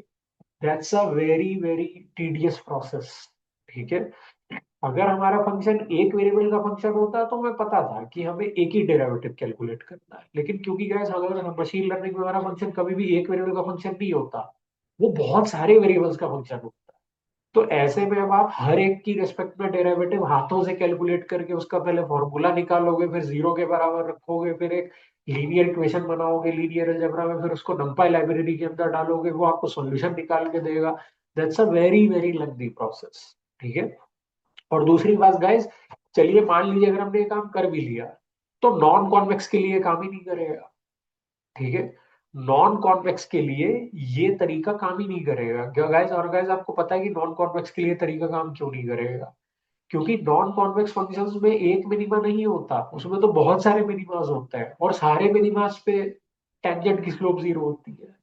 तो इसका मतलब अगर आपने गाइस ये डेरिवेटिव निकाल के जीरो के बराबर रख भी लिया, तो इस बात की क्या गारंटी है कि इस पूरे सिस्टम ऑफ लीनियर इक्वेशन को सॉल्व करने के बाद आपके पास जो मिनिमा निकल के आएंगे वो ग्लोबल ही है? ऐसा कोई जरूरी तो नहीं है, वो तो लोकल भी हो सकते हैं। ठीक है, तो इसका मतलब गाइस ये मेथड, एक तो पहली बात तो टीडियस बहुत है, और दूसरी बात ये मेथड सिर्फ कॉन्वेक्स फंक्शन के केस में ही आपको रिजल्ट अच्छा दे पाएगा, नॉन कॉन्वेक्स में ये आपको रिजल्ट अच्छा नहीं दे पाएगा। ठीक है, ये फेल हो जाएगा, मिजरेबली फेल हो जाएगा ये मेथड। ठीक है, तो कोई ऐसा एक यूनिवर्सल मेथड हो जिसको हम सेम तरीके से, जिस तरीके से कॉन्वेक्स फंक्शन के ऊपर लगा रहे, सेम उसी तरीके से हम नॉन कॉन्वेक्स फंक्शन के ऊपर भी लगा सके, तो भाई साहब फिर तो मजा आ जाएगा। भले आपका फंक्शन एक वेरिएबल का हो या बहुत सारे वेरिएबल्स का हो, भले आपका फंक्शन कॉन्वेक्स हो या नॉन कॉन्वेक्स हो, that method will work everywhere in the same manner. तो बहुत ही शानदार चीज हो जाएगी। तो गाइज अब हम उसी मेथड की बात करने जा रहे हैं। और गाइज आपको पता है कि उस मेथड का नाम क्या है? उस मेथड का नाम है ग्रेडियंट डिसेंट। ठीक है, उसका नाम है ग्रेडियंट डिसेंट। ठीक है, ग्रेडियंट डिसेंट। ठीक है, ग्रेडियंट डिसेंट। ठीक है, तो चलिए गाइस एक काम करते हैं, पहले इस मेथड का एक ओवरव्यू लेते हैं कि इस मेथड को ऐसा क्यों बोला जाता है, why this method is called gradient descent. और गाइस इस मेथड को समझाने के लिए मैं सेम वही एग्जांपल लूंगा जो भी मैंने थोड़े टाइम पहले लिया था। ठीक है, यानी कि मैंने आपको अलग अलग पॉइंट्स पे टेंजेंट की स्लोप कैलकुलेट करके दिखाई थी, और आपने एक बहुत ही इंटरेस्टिंग ऑब्जर्वेशन देखा कि जैसे जैसे हमारे टेंजेंट की जो स्लोप है, जैसे जैसे हमारा जो पॉइंट है वो मिनिमा की तरफ बढ़ता चला जाता है, वैसे वैसे जो टेंजेंट जो होती है हमारी, वो पैरेलल टू एक्स एक्सिस होती चली जाती है, और जैसे जैसे वो पैरेलल टू एक्स एक्सिस होती चली जाती है, वैसे वैसे उसकी स्लोप जीरो होती चली जाती है। तो हम यहीं से इस मेथड को हम समझेंगे कि ये मेथड काम कैसे करता है। ठीक है, तो गाइज अगेन मैं कॉन्वेक्स फंक्शन ले रहा हूँ यहाँ पे। अब गाइज आपको पता है कि मैं कॉन्वेक्स फंक्शन क्यों ले रहा हूँ? मैं कॉन्वेक्स फंक्शन इसलिए ले रहा हूँ because this method will work in the same manner for the convex functions as well as non-convex functions, for single variable function as well as multivariable function. This will work in the same manner. तो ये तो बहुत ही अच्छी चीज है, यानी कि हमारे पास एक यूनिफाइड मेथड है जो भले कॉन्वेक्स फंक्शन हो, भले नॉन कॉन्वेक्स फंक्शन हो, भले एक वेरिएबल का फंक्शन हो, भले हजार वेरिएबल का फंक्शन हो, ये मेथड हमेशा हर सिनेरियो में सेम तरीके से काम करेगा। तो ये तो बहुत ही बढ़िया चीज हो गई भाई साहब, तो पूरी हेडेक ही हमारी खत्म हो गई। एक ही मेथड है, उसको कहीं पे भी लगा दो, भले कॉन्वेक्स पे लगा दो, भले नॉन कॉन्वेक्स पे लगा दो, भले एक वेरिएबल के फंक्शन पे लगा दो, भले हजार वेरिएबल के फंक्शन पे लगा दो, बात ही खत्म। ओके, तो चलिए गाइस हम देखते हैं कि ये मेथड काम कैसे करता है। ठीक है, तो इस मेथड में गाइस हम करते क्या है कि इस मेथड में हम बेसिकली क्या करते हैं कि हम फंक्शन का डेरिवेटिव निकाल के जीरो के बराबर नहीं रखते। ठीक है, अब गाइस जब आप फंक्शन का डेरिवेटिव लगा के जीरो के बराबर रखोगे तो आपको मिनिमा पता नहीं चलेगा। ठीक है, क्योंकि मिनिमा तो वहीं से पता चलता है। लेकिन जब ये मेथड उस चीज पे रिलाई ही नहीं करता, तो मिनिमा तो आपको पता ही नहीं चल पाएगा कि मिनिमा क्या होता है। तो गाइस ऐसे में हम क्या करते हैं, हम मिनिमा का एक तुक्का मारते हैं, एक गेस मारते हैं। We make a guess about the minima. तो हमने एक गेस मारा गाइस। गेस हमने क्या मारा? गेस हमने ये मारा कि मेरे फंक्शन का जो मिनिमा होगा वो यहाँ पे होगा। ठीक है, एक्स एक्सिस पे यहाँ पे होगा, और गाइस इसको हम कह देंगे डब्ल्यू इनिशियल। ठीक है, गाइस इसको हम डब्ल्यू इनिशियल क्यों कह रहे हैं? क्योंकि अभी हमारा ये गेस है, हमने एक तुक्का मारा है, ये हमारा इनिशियल गेस है। ठीक है, मैं थोड़ा सा आपको समझा देता हूँ कि ये मेथड काम कैसे करेगा। तो गाइस सबसे पहली बात, ये जो मेथड है इसको हम बोलते हैं, ये एक न्यूमेरिकल ऑप्टिमाइजेशन मेथड है। Numerical optimisation method, numerical optimisation का मेथड का मतलब होता है कि ये मेथड आपको किसी ना किसी फंक्शन को ऑप्टिमाइज करके देगा। ऑप्टिमाइज करने का मतलब उस फंक्शन की सबसे छोटी वैल्यू निकाल के देगा, या फिर उस फंक्शन का मिनिमा निकाल के देगा आपको। ठीक है, और ये एक आइटरेटिव न्यूमेरिकल ऑप्टिमाइजेशन मेथड है। It is an iterative numerical optimisation method. Iterative का मतलब क्या होता है? आइटरेटिव का मतलब ये होता है गाइस कि ये मेथड फॉर लूप के बेसिस पे काम करेगा। This method will work on the basis of loop, यानी कि एक लूप होगा, और उस लूप पे हम कुछ ऐसी इक्वेशन लिखेंगे, वो इक्वेशन बार बार लूप में रन करती चली जाएगी, और गाइस आप देखेंगे कि धीरे धीरे ये डब्ल्यू इनिशियल खिसकते खिसकते खिसकते खिसकते खिसकते खिसकते खिसकते खिसकते सीधा यहाँ पे आ जाएगा, यानी कि हमारे फंक्शन के मिनिमा पे आ जाएगा। यानी कि जो हमारा इनिशियल गेस होगा वो खिसकते खिसकते खिसकते खिसकते फाइनल गेस पे आ जाएगा, और हमारा फाइनल गेस क्या हो जाएगा गाइस? हमारा फाइनल गेस हो जाएगा मिनिमम ऑफ द फंक्शन। तो बेसिकली ये हमारा डब्ल्यू फाइनल है गाइस। इसका मतलब हमारा जो फाइनल गेस होगा, जो फाइनल गेस निकाल के देगा हमें ये मेथड, वो हमारे फंक्शन का मिनिमम हो जाएगा।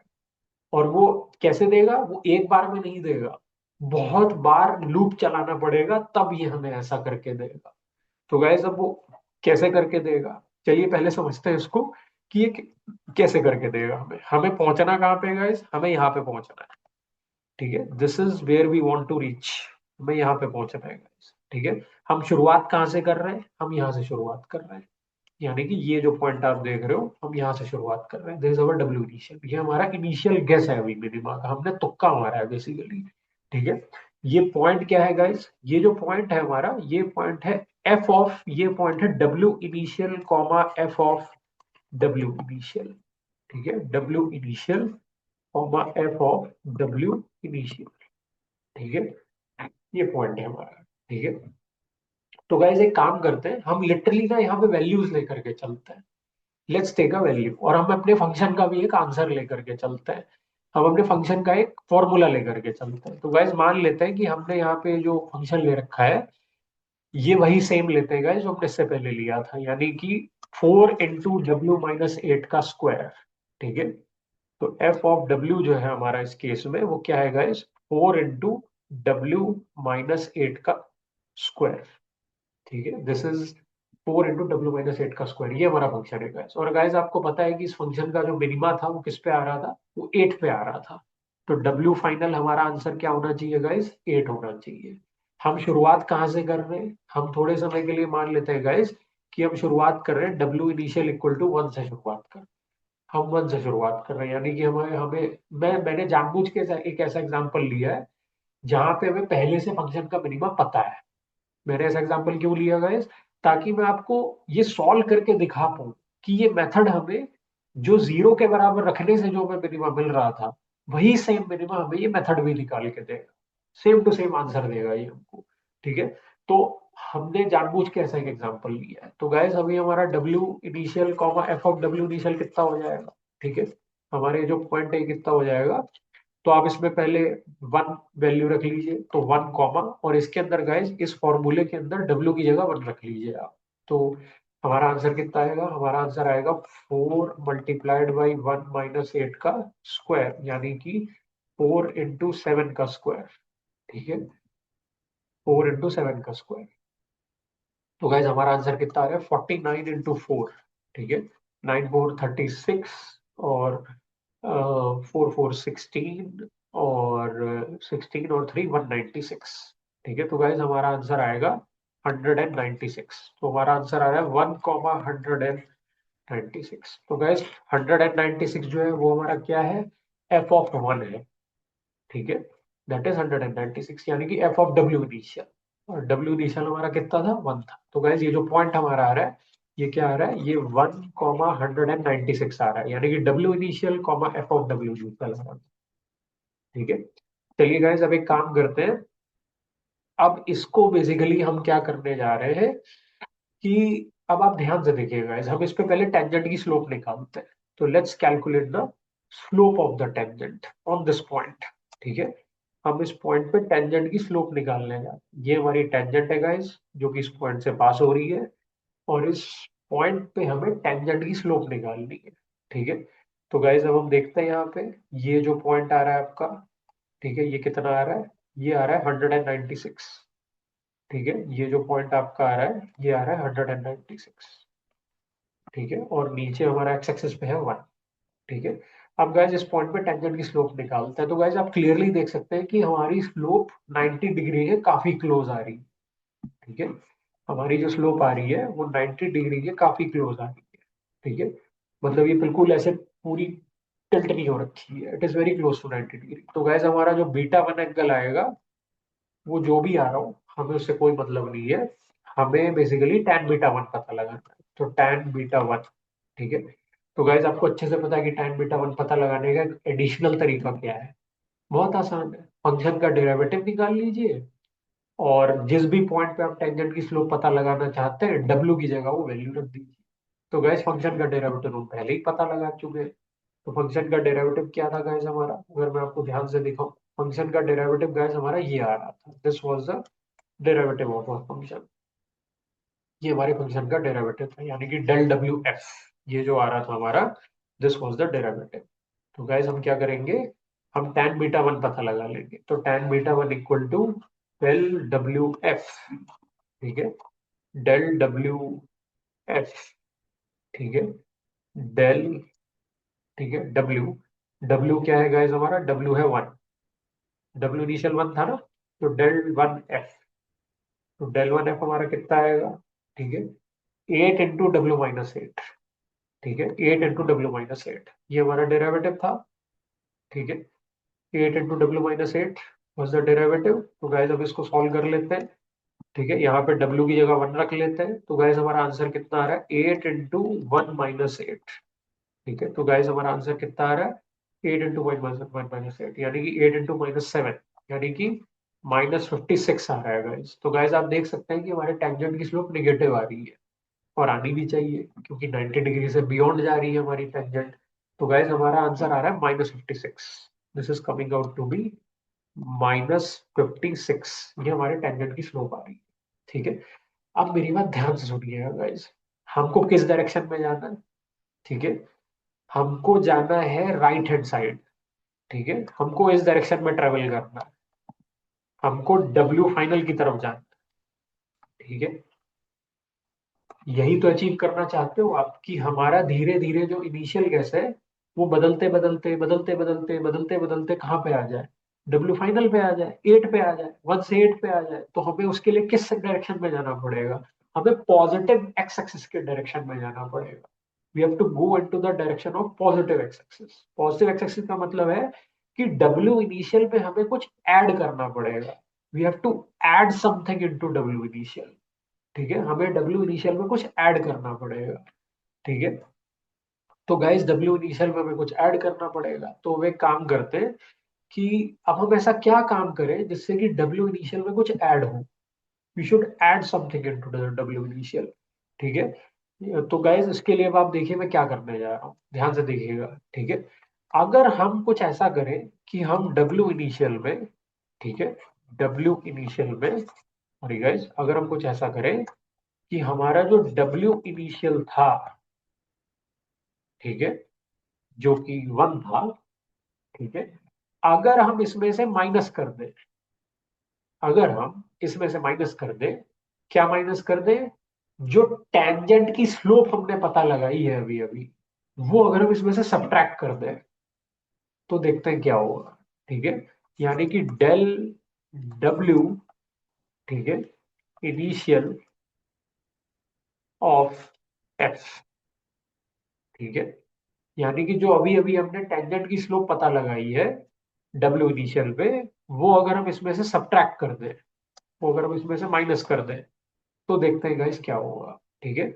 और वो जो भी आंसर आएगा उसको अगर हम अपने फाइनल गेस में स्टोर करा दें, ठीक है, उसको अगर हम अपने फाइनल गेस में स्टोर करा दें, यानी कि W final equals to W initial minus derivative of the function at W initial, ठीक है। तो W final equals to W initial मतलब one, minus derivative of the function at W initial. तो guys derivative of the function at W initial क्या आ रहा था हमारा, सॉरी गाइस इसको मुझे पिंक कलर से लिखना चाहिए था, नहीं तो आप कंफ्यूज होते रहोगे, ठीक है। तो W initial, del W initial, del W initial, ठीक है, dot derivative of the function, ठीक है। तो गाइज अगर हम इसको सब्ट्रैक्ट कर दें तो हमारा आंसर क्या आएगा, क्या आ रहा था यहाँ पे, ये -56 आ रहा था, ठीक है। तो अगर हम इसको सॉल्व करें तो हमारा आंसर क्या आएगा, हमारा आंसर आएगा, ठीक है, वन माइनस -56, ठीक है, -56। तो आंसर कितना आया गाइस, हमारा आंसर आ रहा है 57, हमारा आंसर कितना आ रहा है गाइस 57, और ये हमने किस में स्टोर करा दिया, ये हमने डब्ल्यू फाइनल में स्टोर करा दिया, ठीक है। भाई साहब एक काम तो बड़ा अच्छा हो रहा है, ठीक है, और वो गाइस आपको समझ में आ गया होगा कि वो काम अच्छा क्या हो रहा है, हमारा काम अच्छा ये हो रहा है गाइस कि डब्ल्यू इनिशियल में माइनस माइनस क्या हो रहा है, प्लस हो रहा है, यानी कि डब्ल्यू इनिशियल में हम कुछ ऐड कर रहे हैं, ठीक है, यानी कि हम राइट हैंड साइड जा रहे हैं, we are adding something into the W initial. तो हमें मिनिमा की तरफ बढ़ना था, यानी कि हमें राइट हैंड साइड में बढ़ना था, हमें पॉजिटिव एक्स एक्सिस की तरफ बढ़ना था, तो उसमें डब्ल्यू, उसके लिए डब्ल्यू इनिशियल में कुछ ऐड करना पड़ेगा, तो गाइस एक चीज तो अच्छी हो रही है कि डब्ल्यू इनिशियल में कुछ ऐड हो रहा है, लेकिन एक गड़बड़ भी हो गई। गड़बड़ क्या हुई? गड़बड़ ये हुई गाइस कि हमारा जो टारगेट था, ठीक है, हमारा टारगेट क्या था? हमारा टारगेट था 8। हम उस टारगेट को ओवर शूट कर गए।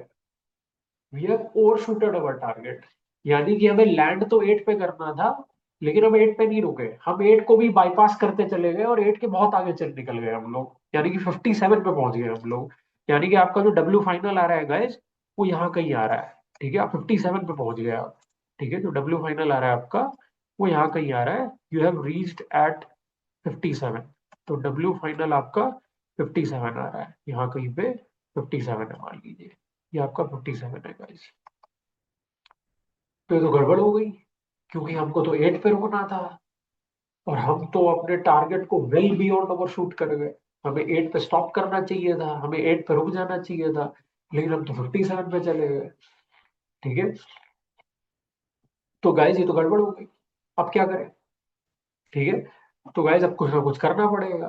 भाई हम तो ये सोच के चल रहे थे कि हम डब्ल्यू इनिशियल से लेट्स से डब्ल्यू फाइनल पे आएंगे और डब्ल्यू फाइनल लेट्स से हमारा हो जाएगा 2 या 3। ठीक है, यानी कि डब्ल्यू फाइनल जो होगा हमारा वो 3 होगा या 4 होगा, मतलब 1 से 8 के बीच में कुछ होगा डब्ल्यू फाइनल। और फिर जब हम दोबारा से लूप चलाएंगे तो हमारा डब्ल्यू फाइनल और आगे खिसक जाएगा, यानी कि 8 के और पास चला जाएगा। लेकिन गाइस यहाँ तो पहली बारी में गड़बड़ हो गई, क्योंकि हम 1 से हमने चालू किया और हम तो 8 को ओवर शूट कर गए। 8 कहाँ हमारा पीछे रह गया, 8 को ओवर शूट करते करते 57 पे सीधा पहुंच गए। मतलब हमने इतना लंबा स्टेप लिया, हमने इतना बड़ा कदम लिया, ठीक है, कि हम सीधा 1 से 58 पे पहुंच गए। तो गाइस 57 पे पहुंच गए। तो गाइस ये तो गड़बड़ हो गई, हमें 57 पे जाना ही नहीं था, हमें तो 8 पे जाना था, या फिर 8 से कम पे जाना था। लेकिन 8 के वेल बियॉन्ड हम जा चुके हैं। तो इस चीज को बोला जाता है ओवर शूटिंग द मिनिमा।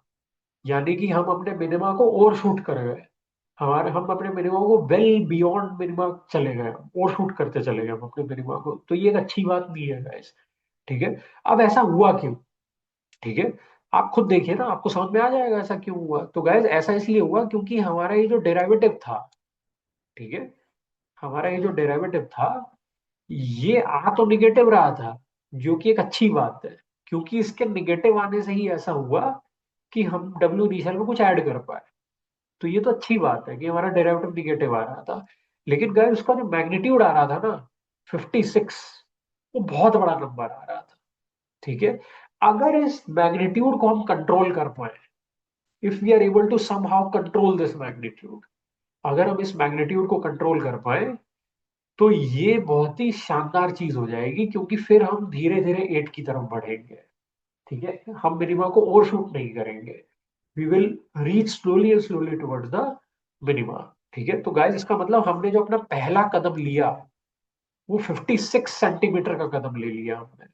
या फिर मुझे कहना चाहिए कि जो हमारा पहला स्टेप था मिनिमा की तरफ, वो बहुत बड़ा था। वो इतना बड़ा था कि हम मिनिमा के पहले गए ही नहीं, हम मिनिमा को ओवरशूट कर गए। ठीक है, तो ये नहीं होना चाहिए था, ये गलत हो गया मामला यहाँ पे। ठीक है, तो हम इसके लिए करेंगे क्या गाइस? हम हमें इसके लिए कुछ ऐसा करना पड़ेगा कि ये जो हमारा पहले कदम का साइज आ रहा है, जो इतना बड़ा आ रहा है, जो 56 आ रहा है, इसको छोटा करना पड़ेगा आपको। ठीक है, तो इसको छोटा कैसे करेंगे? इसको छोटा करने के लिए गाइस हम क्या करेंगे? ये जो 56 है ना, इसको छोटा करना है हमें। तो छोटा करने के लिए गाइस हम क्या करेंगे? हम इस डेरिवेटिव को एक बहुत ही छोटे नंबर से मल्टीप्लाई करा देंगे। ठीक है, ये जो डेरिवेटिव आ रहा है मेरा, इसको मैं बहुत ही छोटे नंबर से मल्टीप्लाई करा दूंगा। यानी कि ये इस डेरिवेटिव को I will multiply it with a very smaller number. ठीक है, एक नंबर लूंगा मैं, उसका नाम मैं रखूंगा एप्सिलॉन। ठीक है, I will call this number as epsilon, और मैं अपने डेरिवेटिव को इस एप्सिलॉन से मल्टीप्लाई करा दूंगा। ठीक है, यानी कि डेल डब्ल्यू इनिशियल, ठीक है, एफ, एप्सिलॉन से मल्टीप्लाई करा दूंगा। गाइस इसकी जो वैल्यू होगी, वो 0 से 1 के बीच में लाई करेगी। ठीक है, इसकी जो वैल्यू होगी वो 0 से 1 के बीच में लाई करेगी। ठीक है, जीरो आप ले नहीं सकते। आपको पता है जीरो क्यों नहीं ले सकते गाइस?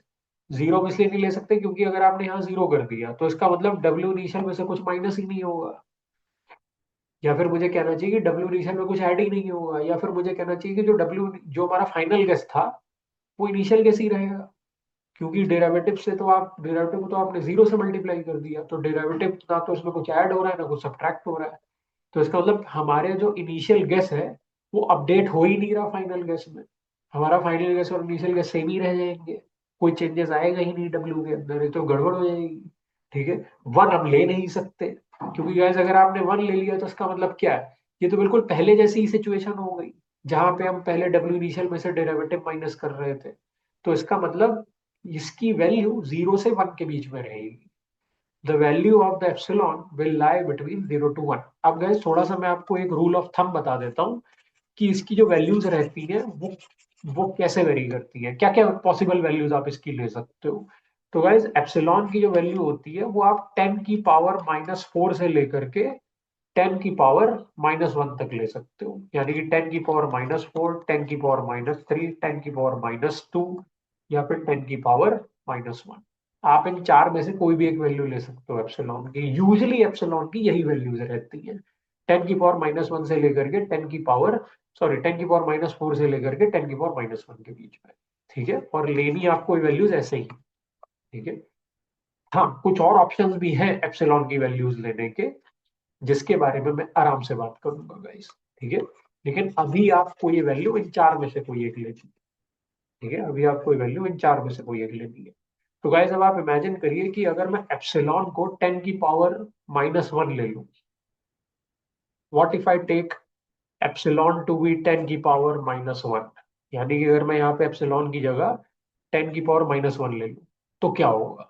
चलिए गाइस देखते हैं क्या होगा। ठीक है, तो डब्ल्यू इनिशियल को मैंने 1 लिया हुआ था।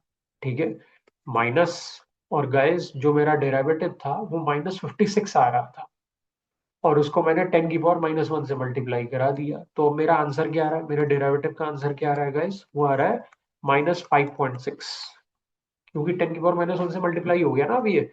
तो मेरा आंसर क्या आ रहा है गाइस, मेरा आंसर आ रहा है 1 + 5.6, यानी कि मेरा आंसर आ रहा है 6.6। अरे वाह, वेरी गुड। ये तो मिनिमा को शूट हमने किया ही नहीं, ये तो एक अच्छी बात है, क्योंकि हम मिनिमा की तरफ धीरे धीरे बढ़ना चाहिए हम लोगों को। तो गाइस डब्ल्यू फाइनल का आंसर हमारा क्या आ रहा है, डब्ल्यू फाइनल हमारा आ रहा है 1 + 5.6, 1 + 5.6। तो हमारा आंसर क्या आ रहा है गाइस, हमारा आंसर आ रहा है 6.6। ठीक है, हमारा आंसर आ रहा है 6.6। ठीक है, तो गाइज इस तरीके से अब हमारा फाइनल गेस कितना हो गया, हमारा फाइनल गेस हो गया 6.6। ठीक है, यानी कि हम 8 के काफी पास पहुंच चुके हैं। हम यहाँ पे हैं गाइज, हम यहाँ कहीं आ गए। So this is 6.6। ठीक है, उसको मैं 6.6 कह देता हूँ। Let's call this value as 6.6। तो डब्ल्यू फाइनल कितना हो गया गाइज, डब्ल्यू फाइनल हो गया हमारा 6.6। इसका मतलब इस बार हम मिनिमा को ओवरशूट नहीं किए, जो कि एक अच्छी बात है, क्योंकि अगर आप मिनिमा को ओवरशूट कर जाते गाइस तो फिर प्रॉब्लम हो जाती। अब मिनिमा को ओवरशूट करने से क्या प्रॉब्लम्स होती। ठीक है, तो गाइस अभी मैं उसके बारे में भी बात करूंगा कि मिनिमा को हम कभी भी ओवरशूट क्यों नहीं करना चाहते, why we never want to overshoot the minima. क्योंकि अगर आपने मिनिमा को ओवरशूट किया तो इसके बहुत ही ड्रास्टिक साइड इफेक्ट्स हो सकते हैं। तो I will start talking about those drastic side effects, कि वो ड्रास्टिक साइड इफेक्ट्स क्या हो सकते हैं। बट अभी आप उसके बारे में मत सोचिए, अभी तो बस आप ये सोचिए कि हमें मिनिमा से पहले ही रहना, मिनिमा को ओवरशूट नहीं करना। अगर आपने गलती से भी मिनिमा को ओवरशूट कर दिया तो भाई साहब लेने के देने पड़ जाएंगे। ठीक है, तो अब गाइस इमेजिन करिए कि अब हम कहाँ पे आ गए, हमारा डब्ल्यू फाइनल हो गया 6.6। ठीक है, तो हमारा डब्ल्यू फाइनल क्या हो गया गाइस, 6.6। लेकिन गाइस अभी भी आप देख सकते हैं कि हमारा जो फाइनल गेस है वो अभी भी 8 नहीं हुआ है। हाँ वो 8 के पास जरूर आ गया है, बट इट इज नॉट 8, या फिर 8 के बहुत पास भी नहीं गए हम लोग। मतलब अगर हम लोग लेट्स से मान लीजिए हमारा डब्ल्यू फाइनल अगर 7.9999999999 भी हो जाता तो हम रुक जाते हैं, हम कहते हैं यार अब ठीक है, अब 7.999999 80 होता है, तो अब रुक जाओ, अब और आगे जाने की जरूरत नहीं है। ठीक है, लेकिन गाइज अभी हम 8 से बहुत दूर हैं। ठीक है, 1.4 के डिस्टेंस पे हैं हम 8 से, अभी हमें 1.4 का डिस्टेंस और कवर करना है। ठीक है, तो अब गाइज आप ये काम कैसे करोगे, ठीक है, बहुत आसान है गाइज। हम जो काम पहले डब्ल्यू इनिशियल इक्वल टू 1 पे कर रहे थे, अब वही काम हम डब्ल्यू इनिशियल इक्वल टू 6.6 पे करेंगे। यानी कि गाइज हमारा जो इनिशियल गेस था वो अब 1 नहीं रहेगा। हमारा इनिशियल गेस हमने चेंज कर दिया।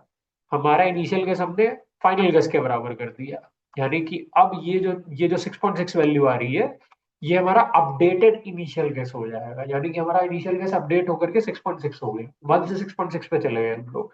तो डब्ल्यू इनिशियल हो जाएगा ये। Now this is our new W initial. यानी कि नया इनिशियल अपडेटेड गेस है ये हमारा। तो डब्ल्यू इनिशियल हमारा 6.6 हो गया। अब जो काम आप पहले डब्ल्यू इनिशियल इक्वल टू 1 पे कर रहे थे, वही सेम काम अब आप डब्ल्यू इनिशियल इक्वल टू 6.6 पे करोगे। ठीक है, same thing you will do at W initial equal to 6.6। यानी कि अब आपका नया पॉइंट आपके फंक्शन पे क्या हो जाएगा गाइज? आपका नया पॉइंट आपके फंक्शन पे हो जाएगा 6.6 कॉमा एफ ऑफ 6.6। तो गाइज एफ ऑफ 6.6 कितना होगा? चलिए काम करते हैं, कैलकुलेट कर लेते हैं इसको। ठीक है, सॉरी, ये थोड़ा सा गड़बड़ हो गया। ठीक है, यस, तो हाँ, तो एफ ऑफ 6.6 यानी कि 4 इंटू, ठीक है, 6.6 माइनस 8 माइनस 1.4 मल्टीप्लाइड बाई 1.4। तो गाइस हमारा आंसर आएगा 1.96। ठीक है, तो 1.96 हमारा आंसर आ रहा है। 1.96 इंटू 4, तो हमारा आंसर है 7.84। तो गाइस हमारा जो नया पॉइंट आएगा वो आएगा 6.6 comma 7.84। This is our new point. अब गाइस इस पे हम टेंजेंट की स्लोप निकालेंगे। ठीक है, तो इस पे अब हम टेंजेंट की स्लोप निकालेंगे। दिस इज अवर टेंजेंट की स्लोप। और गाइस आप क्लियरली देख सकते हैं कि अगर इस केस में अब हम डेल 6.6 ऑफ एफ निकालें, तो हमारा आंसर कितना आएगा? हमारा आंसर आएगा 8 इंटू डब्ल्यू माइनस 8। हमारा फॉर्मूला था डेरिवेटिव का। तो 8 इंटू डब्ल्यू माइनस 8, तो 8 इंटू डब्ल्यू माइनस 8 का मतलब है, ठीक है, 8 इंटू डब्ल्यू माइनस 8 यानी कि 6.6 माइनस 8 माइनस 1.4 इंटू 8। तो हमारा आंसर आ रहा है -11.2। तो गैस हमारा आंसर आ रहा है -11.2। तो गैस आप देख सकते हैं हमारा जो कैलकुलेशंस थे वो बिल्कुल सही बैठ रहे हैं। पहले टेंजेंट हमारी 90 डिग्री के ज्यादा पास थी, अब हमारी टेंजेंट 90 डिग्री से ज्यादा दूर हो गई है। तो साइन तो निगेटिव आएगा क्योंकि 90 डिग्री को क्रॉस कर गई है वो। लेकिन क्योंकि वो 90 डिग्री से ज्यादा दूर हो गई है तो मैग्नीट्यूड उसका छोटा हो गया, यानी कि -11.2 आ रहा है हमारा आंसर। ठीक है, अब गाइस यही सेम काम हम लोग बेसिकली क्या करेंगे, 6.6 पे करेंगे। ठीक है, तो सेम, यानी कि अब आपकी यही इक्वेशन दोबारा से रिपीट होगी। ठीक है, तो गाइस अब यही इक्वेशन आपकी दोबारा से कैसे रिपीट होगी, चलिए मैं आपको दिखाता हूँ दोबारा से कैसे रिपीट होगी। ठीक है, हमने इसके नीचे एक इक्वेशन और लिखी, और वो क्या थी guys? W initial equal to W final. बिल्कुल सही है, क्योंकि पहले डब्ल्यू इनिशियल कितना था हमारा? 1 था। डब्ल्यू फाइनल कितना हो गया? 6.6 हो गया। ठीक है, तो अब डब्ल्यू इनिशियल क्या हो जाएगा? 6.6 हो जाएगा, जो कि इस इक्वेशन से हो जाएगा। और अब गाइस क्या हुआ कि हमने एक फॉर लूप लगा रखा है। हमने एक फॉर लूप लगा रखा है गाइस, हमने एक फॉर लूप लगा रखा है। तो ये फॉर लूप वापस आपको ऊपर लेकर के जाएगा। तो अब आप यही डेरिवेटिव आपका वापस डब्ल्यू इनिशियल पे आप निकालोगे। तो डब्ल्यू इनिशियल हमारा क्या हो गया गाइस? डब्ल्यू इनिशियल हमारा हो गया अब 6.6 हो चुका है। तो अब आपका यही डेरिवेटिव जो आप डब्ल्यू इनिशियल पे निकालोगे, तो हमारा आंसर कितना आएगा? -11.2 आएगा। ठीक है, -11.2 आएगा हमारा आंसर। लेकिन गाइस भूल मत जाइएगा कि हम इसे एप्सिलॉन से मल्टीप्लाई करा रहे हैं। ठीक है, ये एप्सिलॉन भी तो है यहाँ पे। ये आंसर हमारा -11.2 आ रहा है। ठीक है, और गाइस ये एप्सिलॉन से मल्टीप्लाई हो रहा है, तो हमारा आंसर क्या आएगा? -1.12 आएगा हमारा आंसर। -1.12। ठीक है, तो गाइस हमारा आंसर कितना आ रहा है? हमारा आंसर कितना आ रहा है? हमारा आंसर आ रहा है +2.12 आ रहा है हमारा आंसर।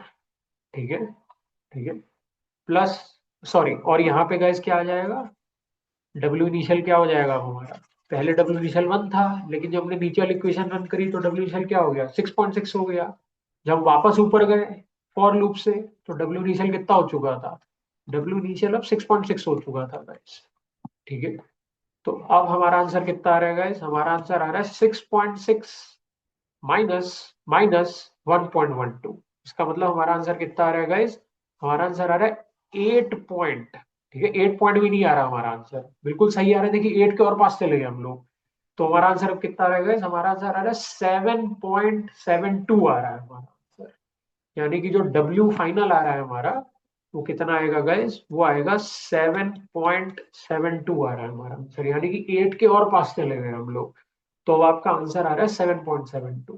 ठीक है, इसका मतलब आप 8 के बिल्कुल पास चले गए हो गाइस, आप बिल्कुल यहाँ पे पहुंच गए हो। ठीक है, तो अब आप और पास चले गए। ठीक है, you have reached even more closer to it. ठीक है, your answer is coming out to be 7.72। आप ऑलमोस्ट यहाँ पहुंच गए हो, बिल्कुल ही पास पहुंच गए हो।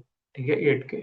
तो आपका आंसर अब यहाँ पे कितना आ रहा है गाइस, 7.72। लेकिन अभी ये आपका क्या है, ये डब्ल्यू फाइनल है गाइस, ये डब्ल्यू फाइनल है। डब्ल्यू फाइनल ही तो निकाला है हमने, ये डब्ल्यू फाइनल है ये हमारा। ठीक है, लेकिन अब नेक्स्ट इक्वेशन क्या है, W initial equal to W final. ठीक है, यानी कि अब हमने अपना इनिशियल केस दोबारा से अपडेट कर दिया। पहले ये 6.6 था।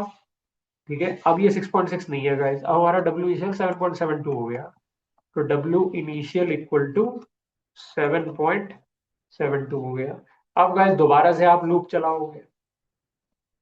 सी, this is what gradient descent algorithm is. यानी कि ये जो आप ग्रेडियंट्स निकाल रहे हो, ठीक है गाइस, डेरिवेटिव को ग्रेडियंट भी बोला जाता है। ठीक है, although there is a very minute difference कि डेरिवेटिव वर्ड कब यूज करते हैं, ग्रेडियंट वर्ड कब यूज करते हैं, उसके बारे में हम आराम से बात करेंगे। ठीक है, लेकिन गाइस डेरिवेटिव्स को ग्रेडियंट भी बोला है। तो इसका मतलब आप डेरिवेटिव निकाल रहे हो, और वो डेरिवेटिव आपको क्या कर रहा है, वो डेरिवेटिव आपको क्या कर रहा है, वो ऊंचाई से नीचाई की तरफ लेकर के जा रहा है। ठीक है, पहले आपने जब बिल्कुल इनिशियली शुरुआत करी थी, तो आप अपने पैराबोला पे बहुत ऊंची हाइट पे थे, यानी कि आपका जो पॉइंट था वो पैराबोला पे बहुत ऊंची हाइट पे था। फिर आप पर्पल वाले पॉइंट पे गए, यानी कि नीचे गए, डिसेंड कर गए। ठीक है, यानी कि 6.67, 7.84 पे गए। फिर आप दोबारा से लूप चलाओगे तो ये आपको और नीचे लेकर के जाएगा, यानी कि 8 के और पास लेकर के जाएगा। तो गाइज आप एक ऊंची हाइट से नीची हाइट की तरफ क्या कर रहे हो, डिसेंट कर रहा हूं, डिसेंट। और ये डिसेंट करवाने में कौन सी चीज आपकी मदद कर रही है, ग्रेडियंट मदद कर रहा है डिसेंट करवाने में। इसीलिए इस मेथड को बोला जाता है गाइस ग्रेडियंट डिसेंट एल्गोरिथम। ठीक है, gradient descent algorithm, it's an iterative numerical optimization algorithm. ये एक आइटरेटिव न्यूमेरिकल ऑप्टिमाइजेशन एल्गोरिथम होता है, यानी कि आइटरेटिव मतलब इसमें बहुत सारे आइटरेशंस करने पड़ेंगे आपको। ठीक है, एक बार में नहीं लेकर के जाएगा ये मिनिमा के पास। ये जो दो इक्वेशंस आप देख रहे हो, you have to continuously keep running those equations in a loop. ठीक है, जैसे जैसे इक्वेशंस लूप में बार बार रन होती चली जाएंगी, वैसे वैसे धीरे धीरे क्या होता चला जाएगा गाइस, आपका जो इनिशियल गैस है वो अपडेट होते होते होते होते होते होते एक डब्ल्यू फाइनल की वैल्यू पे पहुंच जाएगा। और गाइस आप देखेंगे कि ये जो डब्ल्यू फाइनल की वैल्यू है ये बिल्कुल आपके 8 के पास चली जाएगी, यानी कि 7.9999999999999 बिल्कुल 8 के पास चली जाएगी। एक हिसाब से आप 80 पे पहुंच चुके हो। ठीक है, तो बिल्कुल 8 पे तो नहीं लेके जाएगा ये, बट 8 के बहुत पास ले जाएगा आपको। ठीक है, तो एक हिसाब से मिनिमा पे ही ले जाएगा ये आपको। ठीक है, तो this is how this algorithm works. ठीक है, अब गाइस ये जो एप्सिलॉन होता है, इसके लिए एक स्पेशल नाम होता है इस एल्गोरिथम के अंदर। ठीक है, ये जो एप्सिलॉन आप देख रहे हो, ठीक है, इस एप्सिलॉन के लिए एक स्पेशल नेम होता है इस एल्गोरिथम के अंदर, और इसको कहते हैं स्टेप साइज। ठीक है, इसको कहते हैं स्टेप साइज। ठीक है, इसको कभी कभी स्टेप साइज भी बोला जाता है, क्योंकि ये एप्सिलॉन हमारे स्टेप के साइज को कंट्रोल करता है कि भाई आप कितना बड़ा कदम ले रहे थे, तो उसको कंट्रोल किया इसने। पहले हम कदम ले रहे थे बहुत बड़ा, फिर जैसे ही हमने 10 की पावर -1 से मल्टीप्लाई किया, तो हमारे कदम की जो विड्थ थी वो छोटी हो गई, यानी कि हमने ओवरशूट करना बंद कर दिया। ठीक है, लेकिन मशीन लर्निंग के लिटरेचर में गाइस इस स्टेप साइज को स्टेप साइज नहीं बोलते, इसको बोलते हैं लर्निंग रेट। ठीक है, this is called learning rate. ठीक है, इसको लर्निंग रेट भी बोला जाता है। ठीक है, तो people in machine learning literature they don't often call epsilon as a step size but rather learning rate. ठीक है, तो गाइस इस एल्गोरिथम का ये एक इंपॉर्टेंट हाइपर पैरामीटर होता है। ठीक है, जिसको लर्निंग रेट बोलते हैं। ठीक है, अब गाइस ये है हमारा पूरा ग्रेडियंट डिसेंट एल्गोरिथम, लेकिन अभी इसके बहुत सारे ऐसे डिटेल्स हैं जो बच गए हैं, जिसके बारे में हम लोग अभी बात करेंगे guys. Okay, so this is the